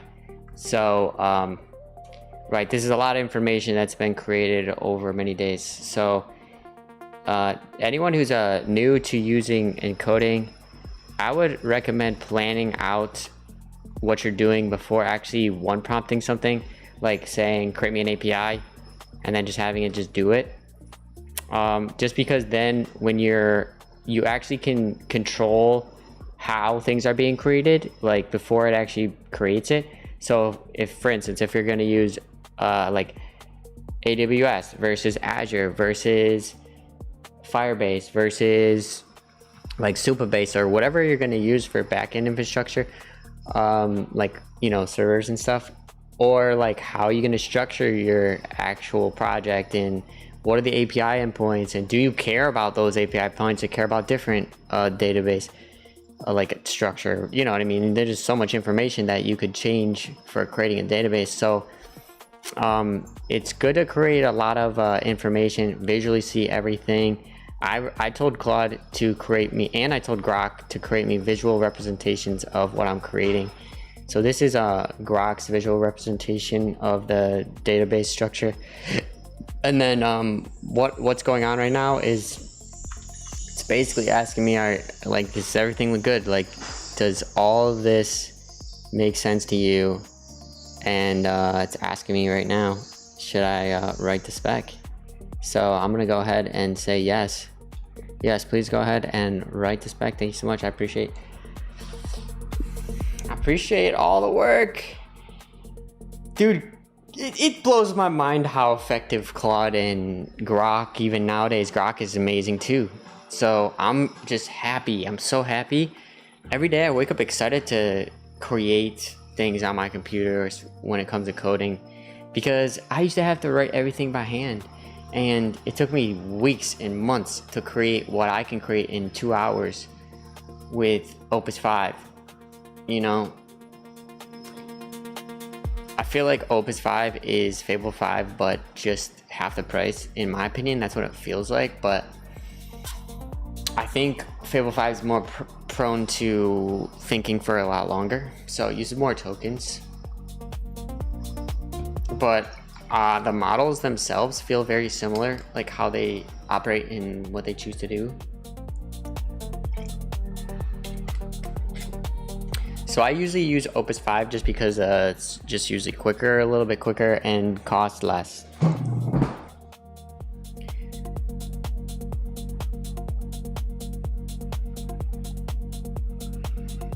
And also, I'm not running like super long running tasks that often. I do a lot of stuff that Grok can do. Like, I do quick changes all the time, and then every once in a while I'll do something like this where it's creating the initial commit for the entire database structure and API and everything. You know, this is a whole Docker container being created.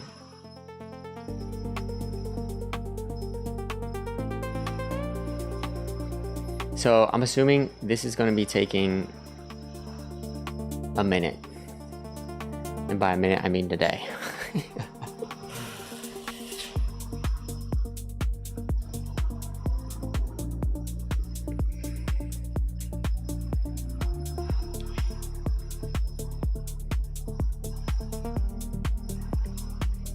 And the one thing that I thought I might actually change in this MVP of my product is I want to add another data point. So after I enter in this pleasant, unpleasant thing, this needs to be blue, not green. Pleasant and low intensity.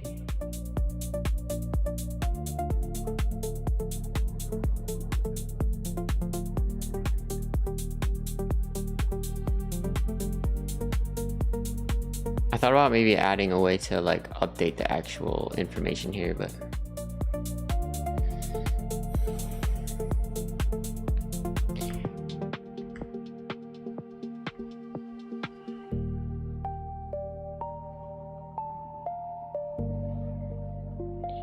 let's go.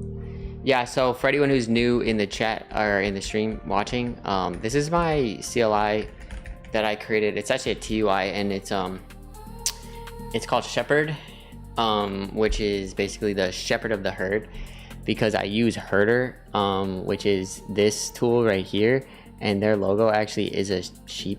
It's like a, where's their logo? It's like this. So I can see their logo bigger. It's in the corner over here. It's right there. So their logo is like a little sheep goat thing. And that's what I use inside of Ghosty, my terminal window. But I was struggling managing all of the agents that were getting spun up in the way that they were doing it. So I decided to create my own thing called Shepherd. And currently it's a really fast and easy way to spin up agents and I can go into them like quickly too. So for instance, if I just like want to say something to this specific folder using Grok or Claude, then I could just say, yo, what's up? I could say any prompt I want. It quickly spins up an agent and then names the agent for me using whatever my default is. So there's a default setting right here for changing what your default agent is. And then when you go in there, it'll just say like the prompt I gave it, yo, what's up? And it spun up a Grok agent. And then obviously I could do the same thing for Claude, like, yo, what's up? And it's so easy to, yo, what's up? It's so easy to spin up agents. And then it just lets me see like which agents are still running, which agents are finished. I can quit out of agents super quick. So like, for instance, like, you know, this Grok one that I just spun up, I just delete it real quick. And then, you know, this one I just spun up here.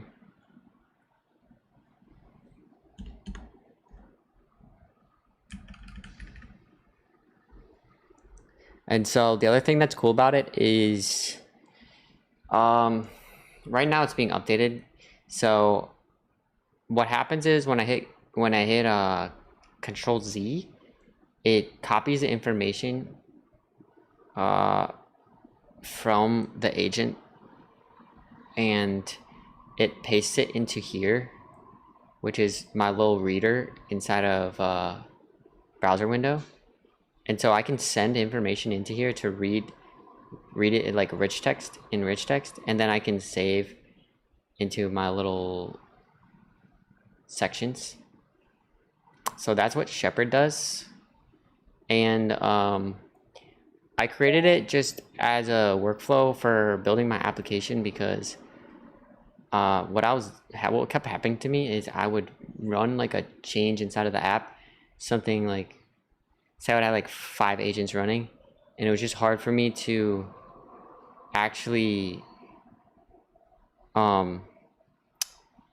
get like, I would like lose the agents in this panel on the side, and to spin up a new one, you know, you'd have to click new here, and then you have to drop in the folder that you want. Like if I want to be in this folder, I had to drop it in, change it, run the agent, like Claude, Grok, I'd have to run the agent, and then I would have to ask the prompt. And I don't know, it just felt like super overkill to have to do that. Plus also there's just so many, I ended up having so many tabs open like that I kind of like got lost in the maze of Herder.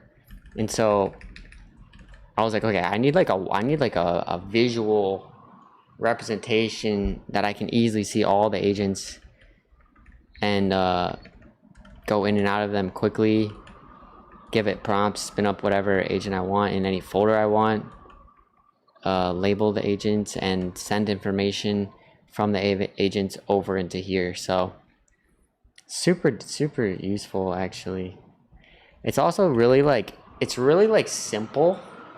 That's what I like, because a lot of the tools that people are creating right now, I noticed they're like overkill a little bit, because it's like, oh, you can talk to every agent, you can control every agent from this one tool. And it's like, I don't need to control every agent from one tool. I just need a way to simply go into an agent and then make changes and then go back to seeing all my agents quickly. You know what I'm saying? Super easy. My computer's just lagging for a second. And then the other thing, my computer's lagging. You guys see, am I dropping frames or what? What's going on?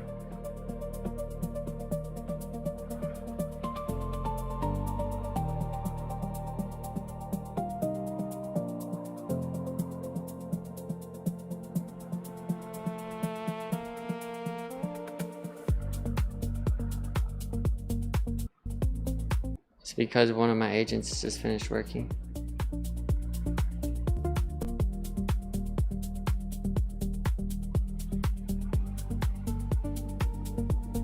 No, it's lagging. It's lagging for everybody because it's lagging for me even. My computer's running out of memory or something here.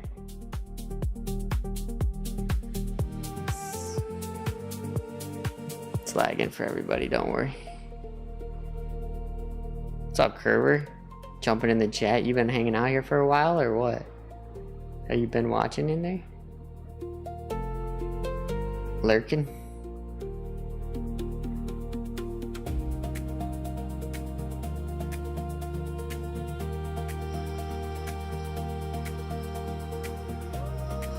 Are we back or is it still lagging?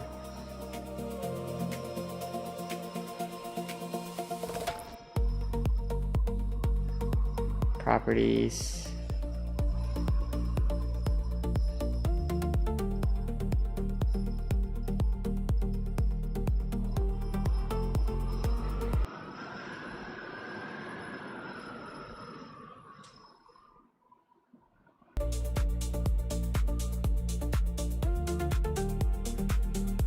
I'm trying to restart my capture, guys. It's real laggy.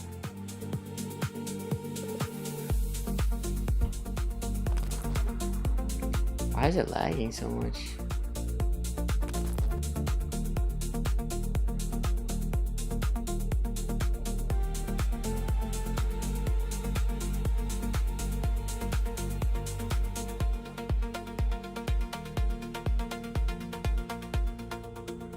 Yeah, it's like 10 FPS. Maybe I need to quit.